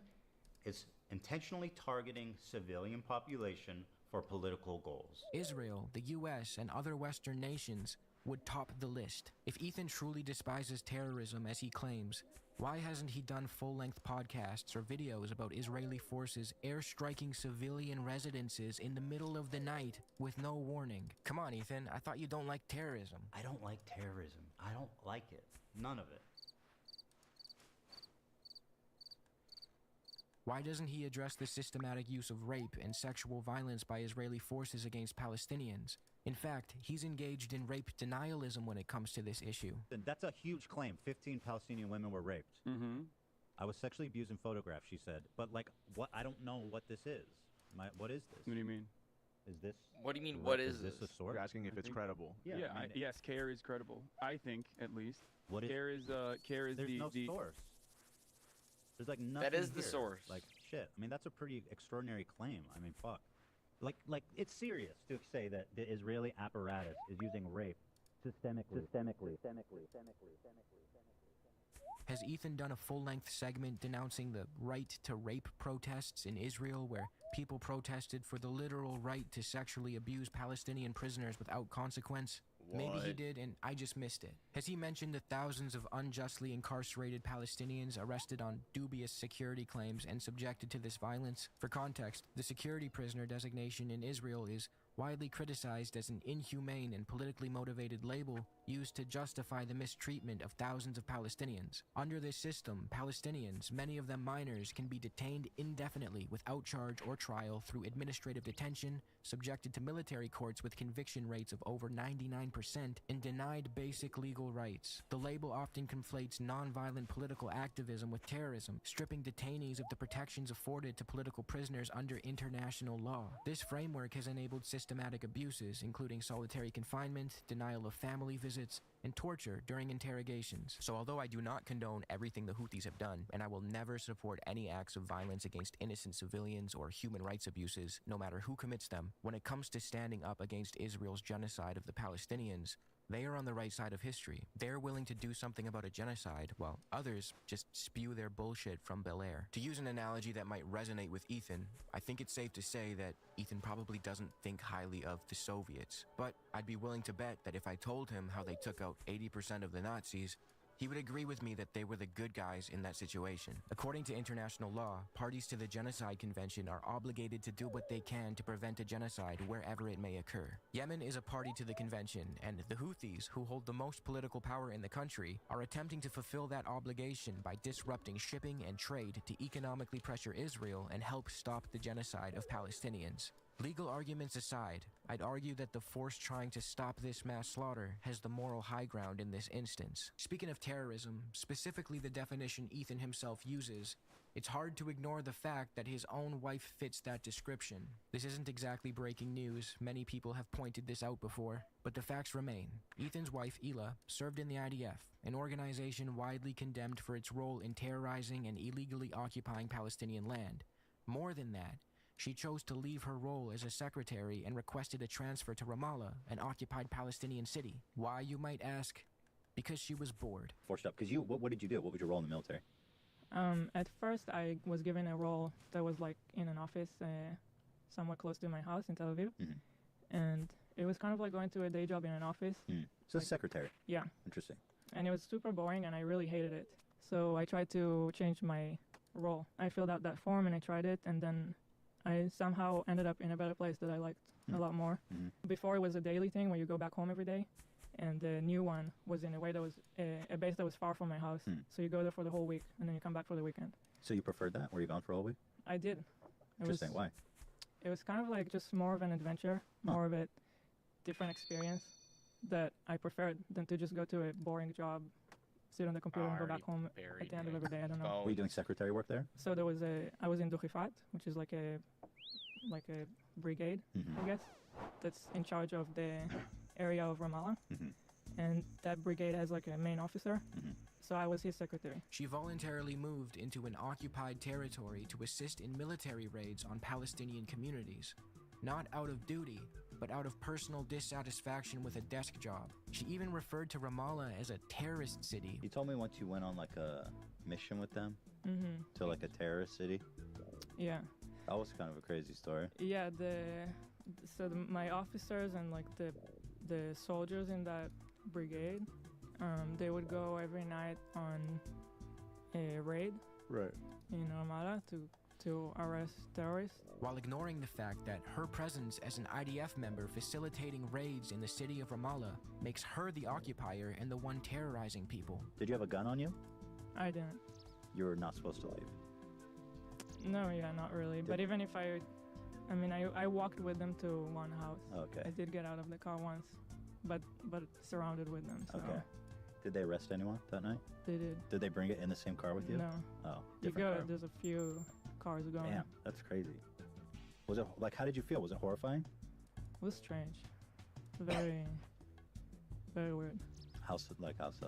You see people in the house, and then it's like the soldiers just walk into the house and look through their shit and find guns, and the whole thing is really surreal. Fast forward to the present day, and Hila Klein has the gall to say this about the people of the city she terrorized. I think if you, as an Israeli, go to Ramallah, they'll kill you.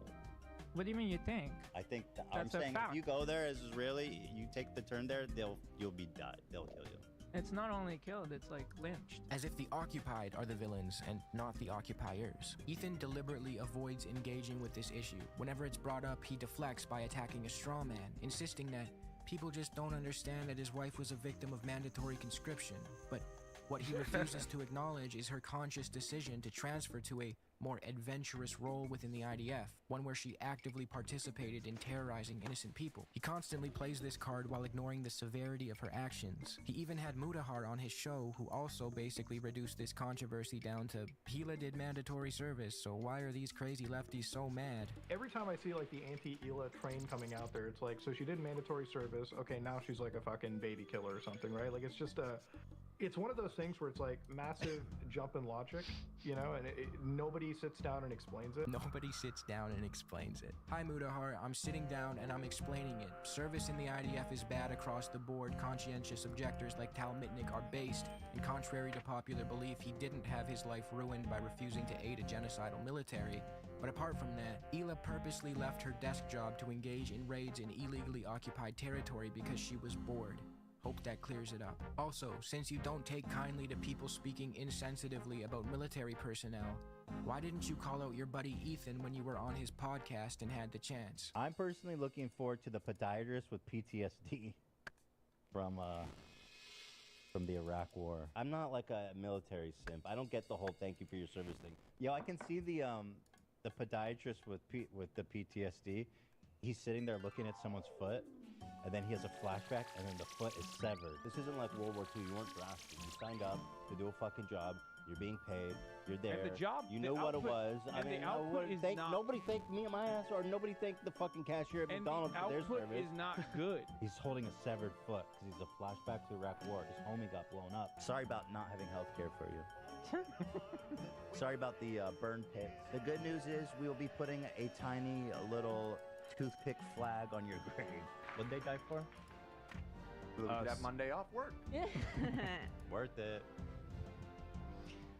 Shit, we need more troops to No, I'm kidding. But when someone wearing a hijab says similar shit, Such vile, fucking, disgusting language. Oh, how out of touch do you gotta be? How privileged do you gotta be to sit These slop tube guys stand for absolutely nothing. They have spines made out of gelatin. The only way I can begin to understand the cognitive dissonance Ethan displays is by accepting the fact that he applies a different set of rules to non-Westerners than he does to Westerners. Hila went out of her way to unnecessarily facilitate and ride along on raids in occupied territory, and she's not a terrorist. But this young Yemeni man who has endured nothing but death and destruction at the behest of Western-backed forces for his entire life is a terrorist because he hates the people who hate him. Alright. Ethan loves to throw around the terms terrorist and anti-Semite.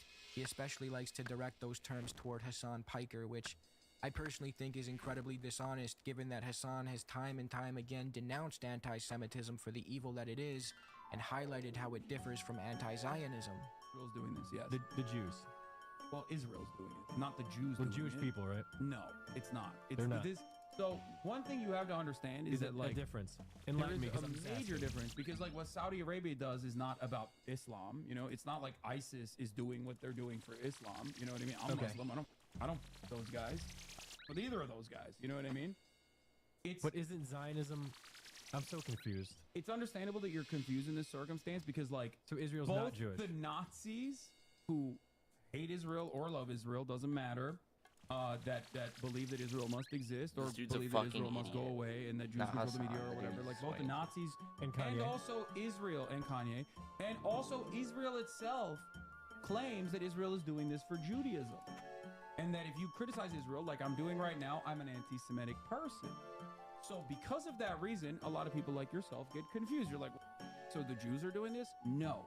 Ethan, on the other hand, when he's not being blatantly anti-Semitic himself, There's like stinky suit where like, bro, you have to be very generous to a Hasidic Jew. loves to conflate the idea of Zionism with Judaism, not realizing the disservice that does to Judaism. Judaism is a beautiful ancient religion whose followers have been unjustly persecuted throughout history. Zionism, on the other hand, is a nationalist supremacist ideology.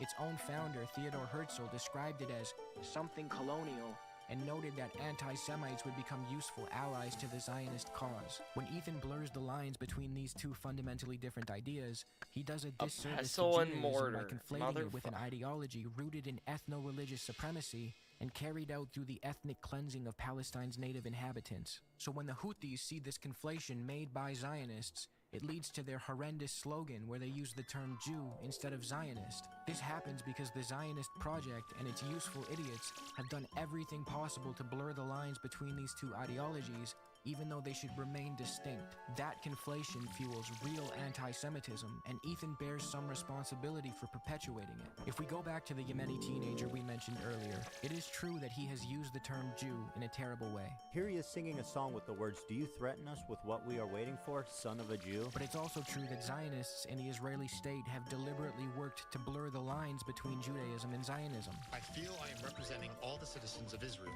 even those who do not agree with me.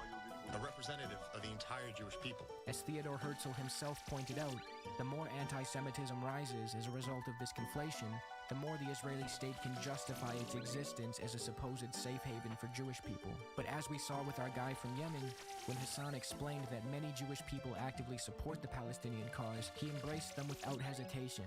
That's not anti-Semitism rooted in some deep-seated hatred of Jewish people. It's anger at those who weaponize Jewish identity to shield an ethno-nationalist project that has devastated countless Arab lives. When Jewish American political scientist Norman Finkelstein, whose parents survived the Holocaust, was challenged over his support for the Houthis, he said this: I totally support the Houthis as a Jew.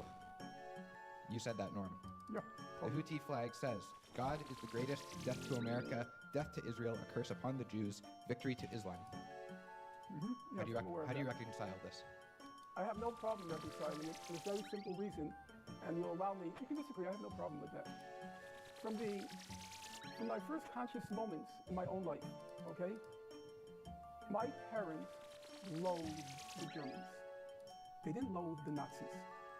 They hated the Germans. Now, my parents were very decent human beings. The apple did not fall far from the tree. But I could understand that sentiment. The only Jews the Houthis have known are the Israelis. It's a regrettable fact that they don't know, have never experienced any other kinds of Jews. Do I wish the Houthis were more discriminating in their slogans? Of course I wish it. But do I understand where it comes from? Yes.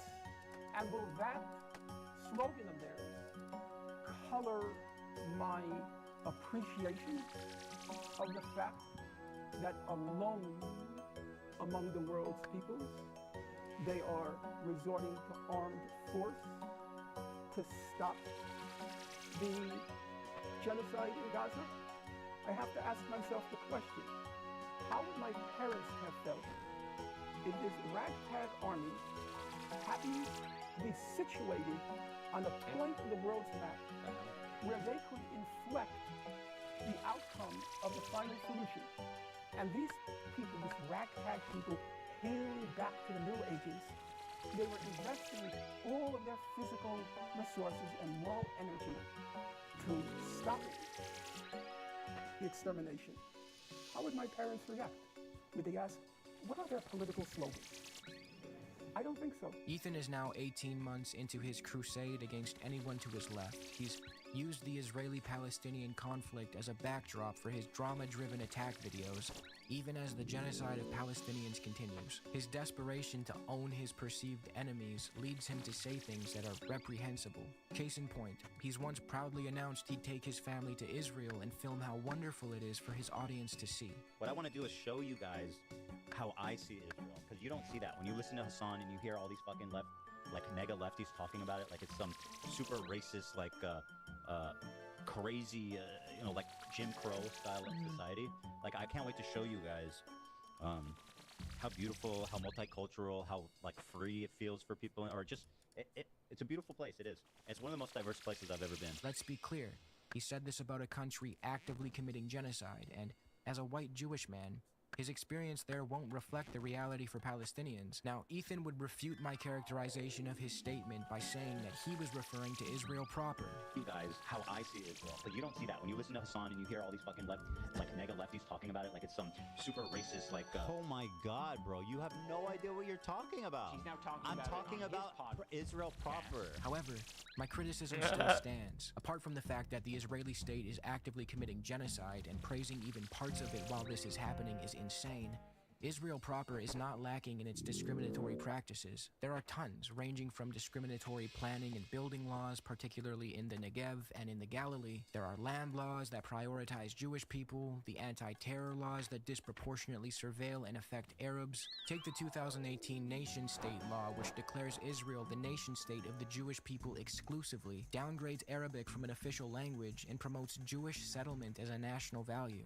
The implications of this law marginalize minorities. I don't blame Ethan for not exactly cluing into this oppression, but that's a testament to his privilege and ignorance, not the multiculturalism and tolerance of Israel. We should move to Israel to spite them. Ethan has admitted that he doesn't take criticism well. He deflects, shuts down, lashes out, and completely ceases to think critically. When I'm criticized, I psychologically shut down. Obviously, I get super defensive and super irritable and super aggressive towards those that criticize me in a way that's not healthy. And instead of learning from criticism, deflecting it all the time and making it the world's problem, not mine, right? From taking aim at pro-Palestinian creators like Matt Lieb, who himself is I a didn't mean Jewish to do man, that. Shit. to doxing random Instagram users. This one's real. We caught you, Joe. Public-facing account. Joe. I see you. You wanted to be cute? Let's see it. Nice mustache. Strong entry.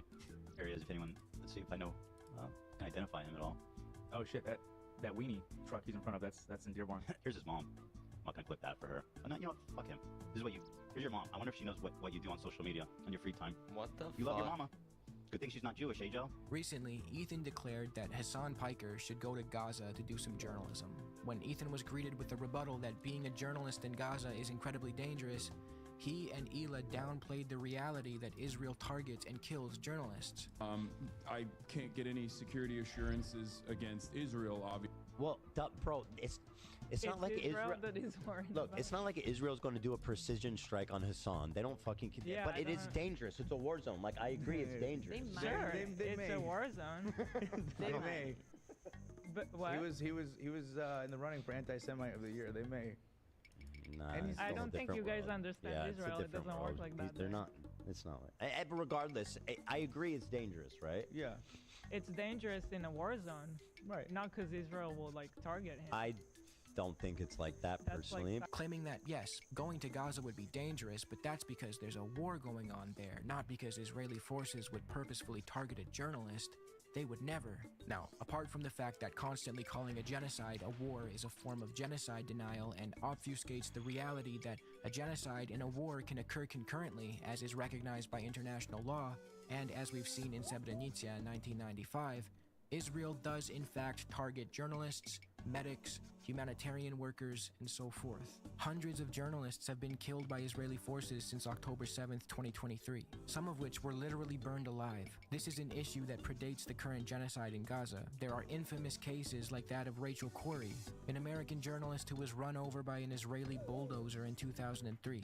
Her death was then mocked by members of the IDF who made Rachel Corrie pancakes. Apart from just journalists, other volunteers or workers aren't safe either. In March of 2025, Israeli forces killed 15 Palestinian medics and buried them in a mass grave, and the list goes on and on and on. Will the H3 podcast ever retract their statements that Israel doesn't target journalists? Will they ever issue a correction? Will Ethan ever admit that he was wrong to attribute the entire death toll of the Syrian civil war to Hezbollah? I said Hezbollah has killed a shit more load of Arabs than IDF has.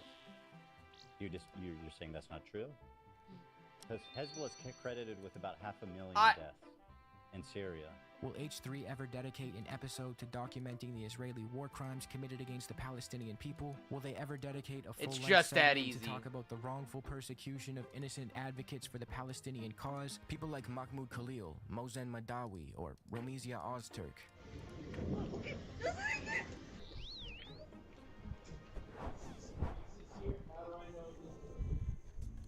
The H3 podcast is a very well-known program and has the ability to really highlight the degree to which pro-Palestinian advocates are wrongfully targeted, but the H3 podcast is too busy targeting them themselves. However, when it comes to pumping out episode after episode about how Hassan or other pro-Palestinian advocates like Noah Samson are bad, they're quick to turn on those cameras and start talking shit, and recently, even getting a little litigious. This whole situation has made one thing painfully clear. Ethan is absolutely desperate for drama. I mean, his whole show has always included elements of laughing at others instead of with them. He's even taken to creating this new segment where he makes fun of aspiring musicians on Instagram. But unfortunately, Ethan's bullying has transcended petty shit like that. He's now taken the most urgent humanitarian crisis of our time and turned it into an endless stream of hit pieces on people he dislikes. To wrap this up, one last example of how Ethan benefits from his role as a drama slop creator, whether he realizes it or not, is how his audience uses his just a silly internet guy persona to run defense for him. Bro is still obsessing over Ethan, not like he makes a comedy podcast. I don't know. I don't think it's really funny to do genocide defense over and over again. His fans push the narrative that since he's just a comedian, he shouldn't be treated as what he truly is. A dangerous source of misinformation with an ego so massive that it prevents him from issuing corrections or engaging in any adequate form of introspection. And instead of learning from criticism, deflecting it all the time and making it the world's problem, not mine, right? This is what I mean by weaponized ignorance. When massive creators with millions of subscribers cover contentious issues with half-truths, omissions, or outright lies, it's on the rest of us to call that out and hold them accountable. Ethan says he apologizes for everything he gets wrong and insists he never defends Israel. Can you name I one fucking thing I've forgot said in the defense net. of Israel? Just one. Just one thing I've said in defense of Israel. Or like in defense of the IDF, really. I mean, you can defend Israel. He even bragged that his wife apologized for calling international war criminal Yoav Gallant a really good guy and claimed that he and his wife have no issue owning their mistakes. You know, that's how mature people do. That's how you're supposed to handle yourself, isn't it? Like, what more do you want me to do? I have no problem apologizing and admitting and whatever is needed when things happen. So, Ethan, feel free to correct the record on your claims about Israel not targeting journalists, about Israel proper being a multicultural wonderland, about calling Ramallah a terrorist city while ignoring the fact that it's under illegal military occupation by a force known for actual terrorism, and the rest of the issues I laid out. For the record, I see no reason to hold things over someone's head if they sincerely apologize. The issue with Ethan is that he spreads so much disinformation, and whenever he's called out for it, he just attacks his critics instead of actually apologizing. So his bloviating about how mature he and Hila are when it comes to taking responsibility is, frankly, insulting. It's understandable why everything tends to get transformed into internet drama slop content, even topics that deserve more respect and responsibility than the medium of beef videos can offer. But one thing we can't afford to downplay is the fact that these drama videos are unfolding while a genocide looms in the background. Don't forget that, no matter how much Ethan Klein and his contemporaries obfuscate that reality.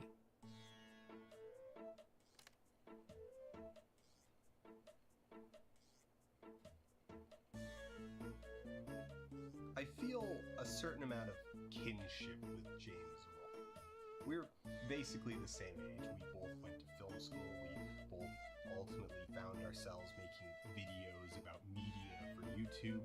Better known as the Angry Video Game Nerd, James has this behind-the-scenes video that I can't stop thinking about. AVGN Behind the Scenes and Nerd Room Tour 2021. There's just so much going on with it. There's a light stand suspended from the ceiling with craft wire, a cable hole made in a desk by attacking it with a drill like a slasher villain. The whole thing begins with an awkward disclaimer that the audio is being recorded from a different microphone just off screen than the one that's immediately apparent.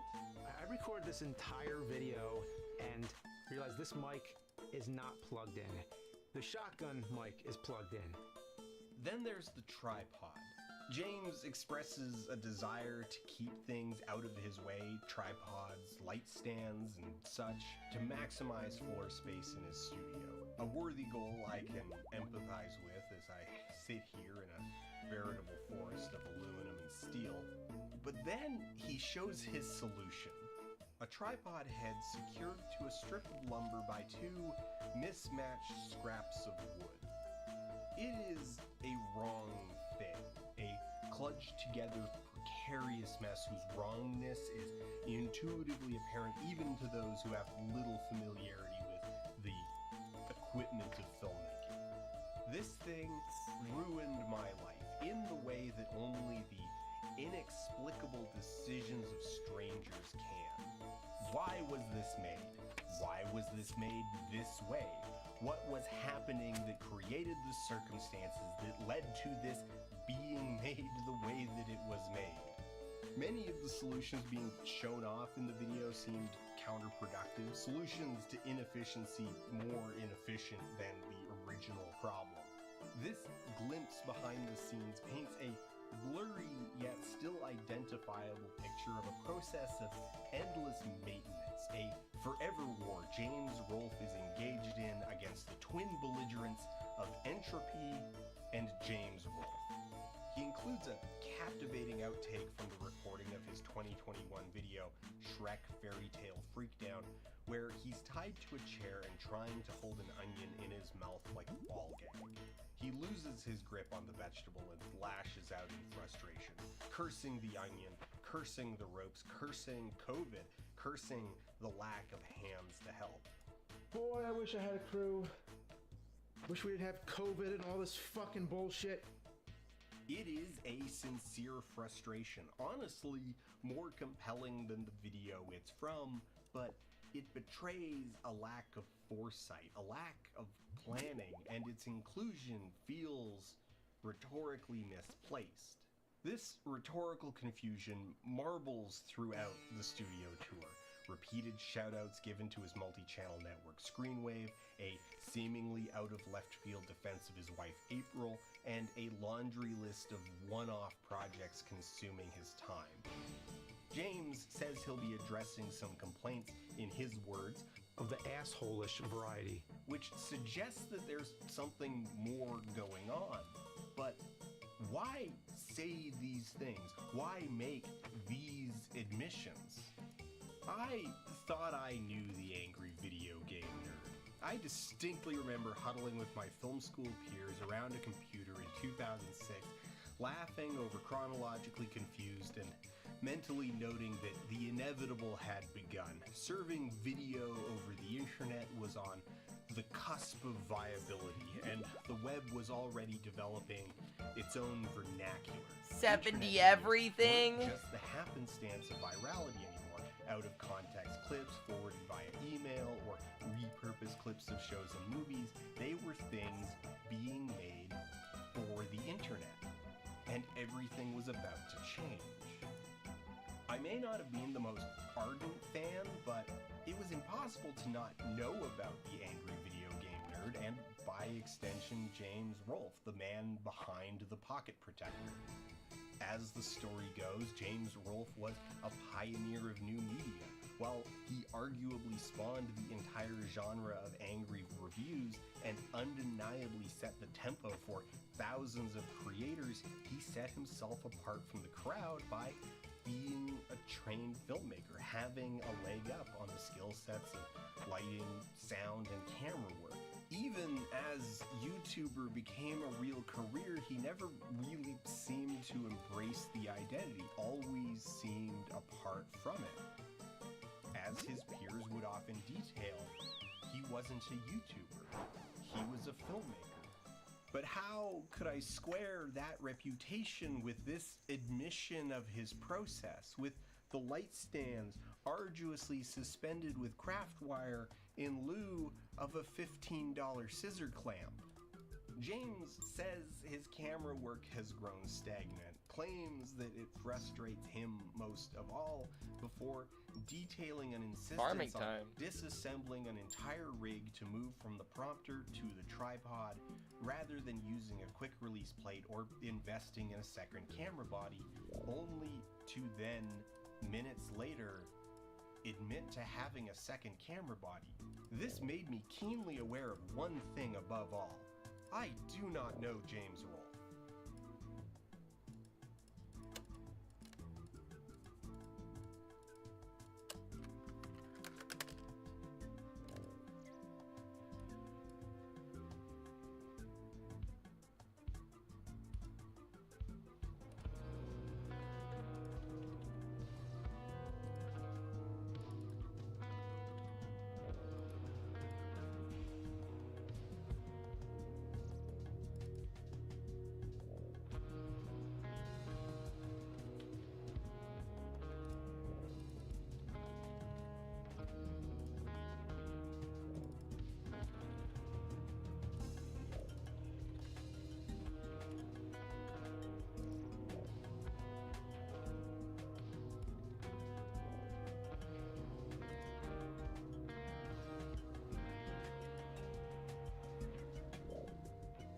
Having glimpsed something of his oddities, the distant specter of the man gripped me with a hunger for comprehension, a compulsion to know more. Fortunately, he had already offered me more. In 2022, James self-published his memoirs and autobiography, A Movie-Making Nerd. Circumstances being what they are, I feel a reintroduction is necessary. Between 2004 and 2006, fresh film school grad James Rolfe created a trilogy of short skits where he played a stereotypical nerd, complaining about old Nintendo games. The character lampooned something that James saw as inherently funny: his friends getting intensely angry about video games. His university buddy Mike Matai thought they were hilarious, and in 2006 uploaded the videos to the fledgling YouTube, where they would see enormous success, compelling James to make more of them and creating what we now know as the Angry Video Game Nerd. The brand and format coalesced quickly and has remained largely unchanged for 20 years. For the 7th video, Nick Kids, their friend Kyle Justin wrote an absolute earworm theme song that is honestly somewhere between 40 and 80% of the reason that we're having this conversation in the first place. For the first many years, the show was a collaboration between Mike and James. Mike, an avid retro gamer with an extensive collection, would feed James material and manage logistics like web hosting, maintaining the YouTube channel, securing partnerships with outlets like Screw Attack, and James would handle the video production. The show's comedy hinged and really still hinges on a combination of acidic vulgarity, casual violence, and an excess of juvenile machismo. Oh, wait.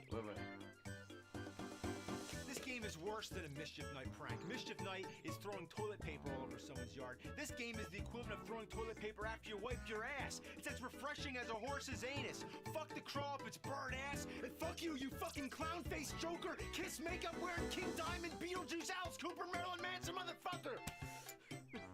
But it wasn't James's first creation. James did not apparate ex nihilo in 2006, and a movie-making nerd is an opportunity to delve into that prehistory.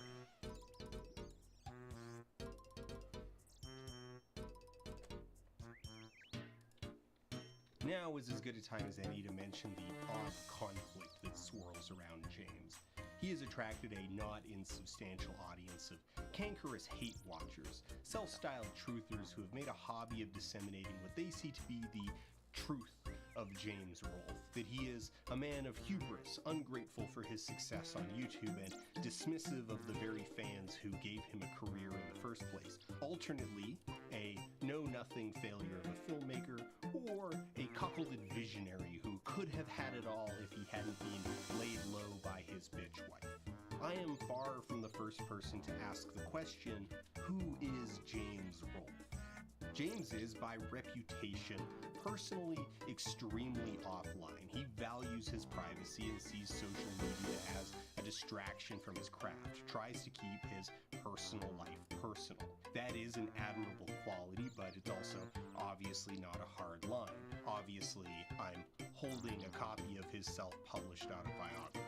Whatever secrecy James enjoys by not dropping selfies on the gram every day, he makes up for with infrequent but overwhelming trips into his personal affairs.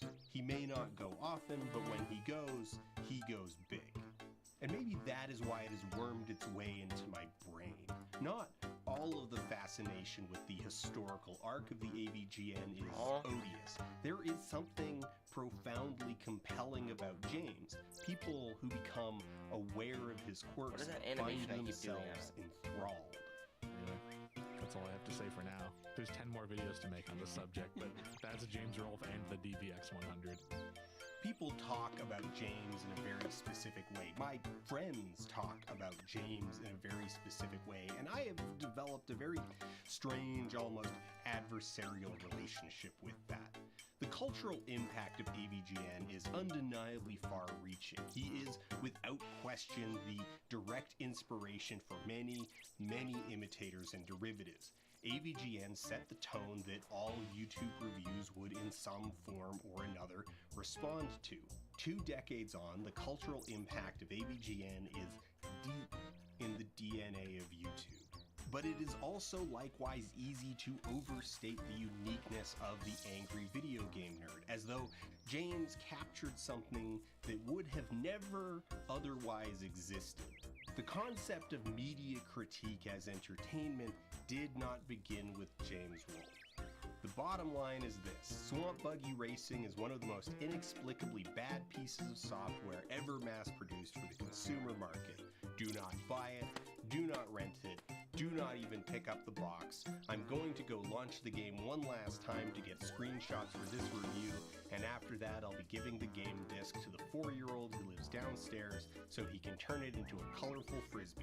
6% PC Gamer, May 2000. Classic. Basically, as long as the review has existed as a literary form, writers have sought to make them entertaining for their own sake.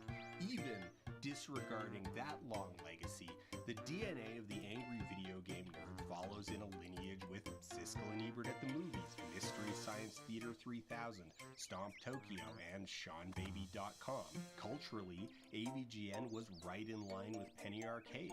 In 2006, Jerry and Mike were entering their 8th year of success with a webcomic whose comedy hinged on acidic vulgarity, casual violence, and an excess of juvenile machismo, a formula that had proven so successful they were able to spin it off into its own expo in 2004. There were many people putting out the same kind of material as James, but his filmmaking background gave him a critical advantage in the early days of YouTube. Simply owning a digital camera and having a basic grasp of audio separated him from his competitors filming on webcams.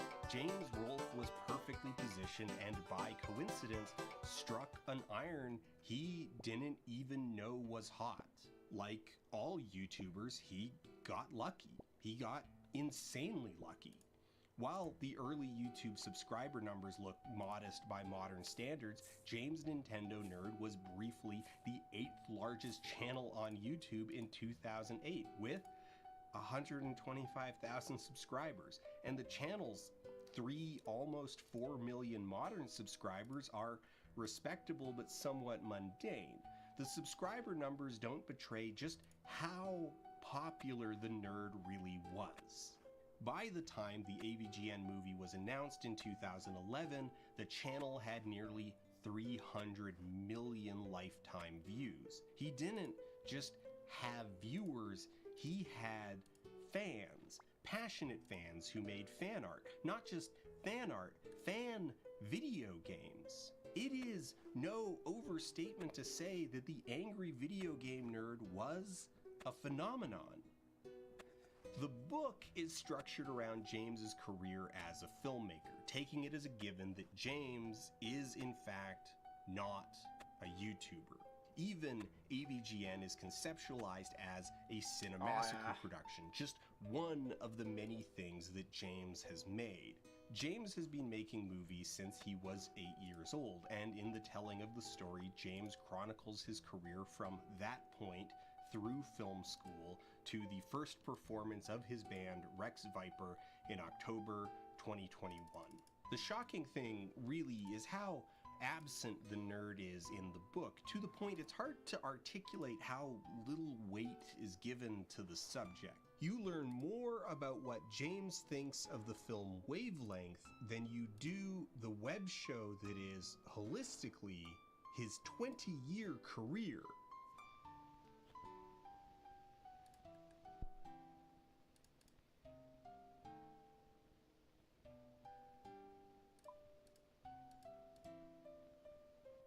Wavelength is a 1967 experimental short film created by Canadian multidisciplinary artist Michael Snow. Wavelength as a film is relatively easy to describe, but difficult to explain.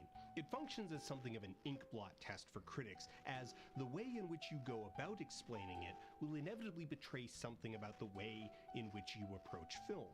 Some critics praised the film as the birth of a nation or Citizen Kane of underground films, while other critics heckled the film and many walked out. Michael Snow, for his part, found this hilarious. Wavelength, like many avant-garde films, is what you bring to it. Is it a 45-minute long shot of a wall, or is it a film about film and its relationship to time? That is an exercise for the viewer. This versatility has allowed the film to be used as a foundation for complex discussions in film theory, but despite its importance, Wavelength is perhaps better known as a foil for students, the archetype of heady, pretentious films to endure in film school. Students prime themselves to reject the film, but even in rejection, they engage with Wavelength. The only constant in watching Wavelength is the active viewership itself. You must physically experience the film to understand it.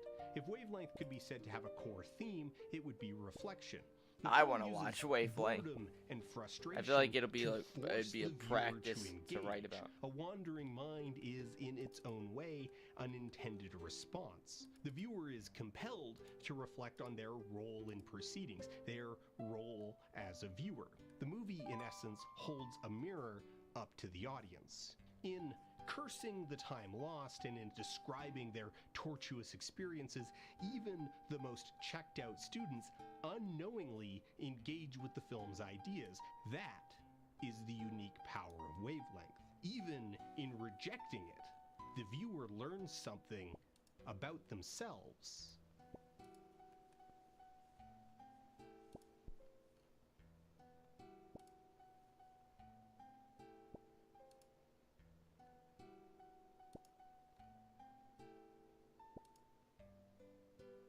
James's profile as a filmmaker is ultimately dominated by his one feature film, crowdfunded in 2011, shot in 2012, and released in 2014.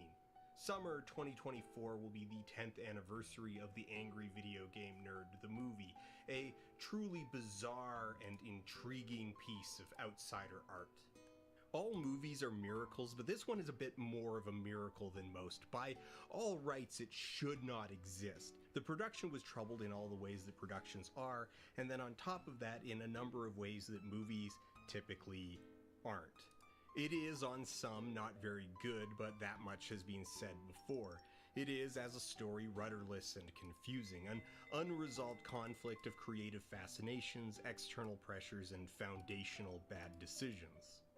It's tempting to get caught in the quagmire of those decisions, but for the most part, it can all be traced back to boring foundational issues. In learning of all the myriad ways in which the budget was poorly optimized, in seeing the dated and weak humor, in watching an actor who isn't enamored with the mythology of James Rolfe pronounce the name Deathwathics to little success, it's easy to latch on as though those details are the thing that makes the movie what it is, but the true problem is much more basic.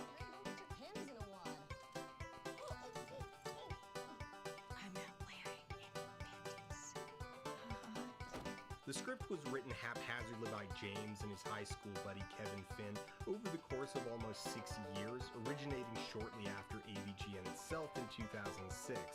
It is trying to be a supersized episode of the web show and a flex of James's skills as a filmmaker and a self-aware B-movie version of a blockbuster, and just something altogether not the web show.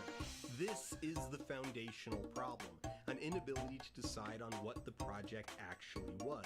Without a creative vision, an actual big picture creative vision of what the finished product is supposed to be, the end product lacks focus, lacks intent, lacks the backstop feedback that would tell the two of them that Deathwathics, as the name of the film's ultimate kaiju villain, is an in-joke between the writers that just isn't very funny. The entire movie bizarrely revolves around the nerd being compelled in some way to review E.T. for the Atari 2600, the fragmentary shards of the movie as a supersized episode, but clearance for the actual E.T. intellectual property was never secured, requiring the movie to revolve around a spoof instead, which undercuts I got it in the 3. verisimilitude of the movie as a big budget episode. The core plot never makes much sense, the motivations of the nerd are incoherent, and the core conflict seems to be that the nerd doesn't want to review the game because it gave him nightmares as a child, which itself appears to be an episode lifted from James' own childhood, as a version of the scene is one of the recurring nightmares James describes in the first chapter of the book. The production itself was plagued with indecision. James was wearing a lot of different hats that placed tremendous demands on his attention, requiring a level of delegation that he was simply unprepared for. The process stretched out years longer than anyone wanted and left James thoroughly burnt out and disillusioned with the whole circus. Some AVGN viewers wonder why the film introduces 2 new characters, Cooper and Mandy, rather than relying on Mike, Kyle, Bootsy, or any of the other day players that featured in AVGN episodes, and I feel like the answer is obvious. Can you imagine Mike Matai trying to act in a feature film? No, just no. James himself struggles through the movie because, well, he's not an actor. He is an actor in the literal sense. He performs a character on camera professionally, but he is and always has been an actor of convenience. The only reason he is the nerd is because he didn't have anyone else around to play the nerd instead. That's not to say James isn't good at being the nerd. It takes work to be a clown. James has skills as a performer. His ability to suppress his self-consciousness and yell, scream, fart, and vomit for an audience isn't to be downplayed. Do you have any idea how hard it is to get mad on camera? There's a whole instinct of embarrassment, of self-preservation that you need to bury in order to sit alone in a room and howl at full volume for an audience that doesn't even exist. They can't see you, the real you, sitting on the floor of your basement, debasing yourself for them. They're just phantasms off in the future that are going to consume some ghost of you, spewed out at them by their phones as a crass homunculus of photons and digital audio. The ectophile would work for this. It's easy to postulate on what the movie maybe should have been instead. A low-budget horror movie or creature feature, literally just a big-budget YouTube video in the same vein as the Channel Awesome anniversary specials, basically anything other than what it actually was. But I have mulled on and dismissed the notion that AVGN the movie is an aberration. While there are undeniable conflicting incentives in the mix, the whole thing was clearly an extension of the angry video game nerd because that was the thing the crowd would respond to, the thing they could raise money for. I still think what we got is ultimately truthful to James's instincts as a filmmaker. James's earliest filmography has been lost to the inevitable rot of VHS tapes, but conveniently the book preserves many of them as anecdotes, lessons, and technological milestones in James's journey as a filmmaker. I forgot the traps. The book by volume is mostly concerned with, second, the shooting of AVGN the movie, and first, the documentation and preservation of over 24 home movies James produced in the 1990s between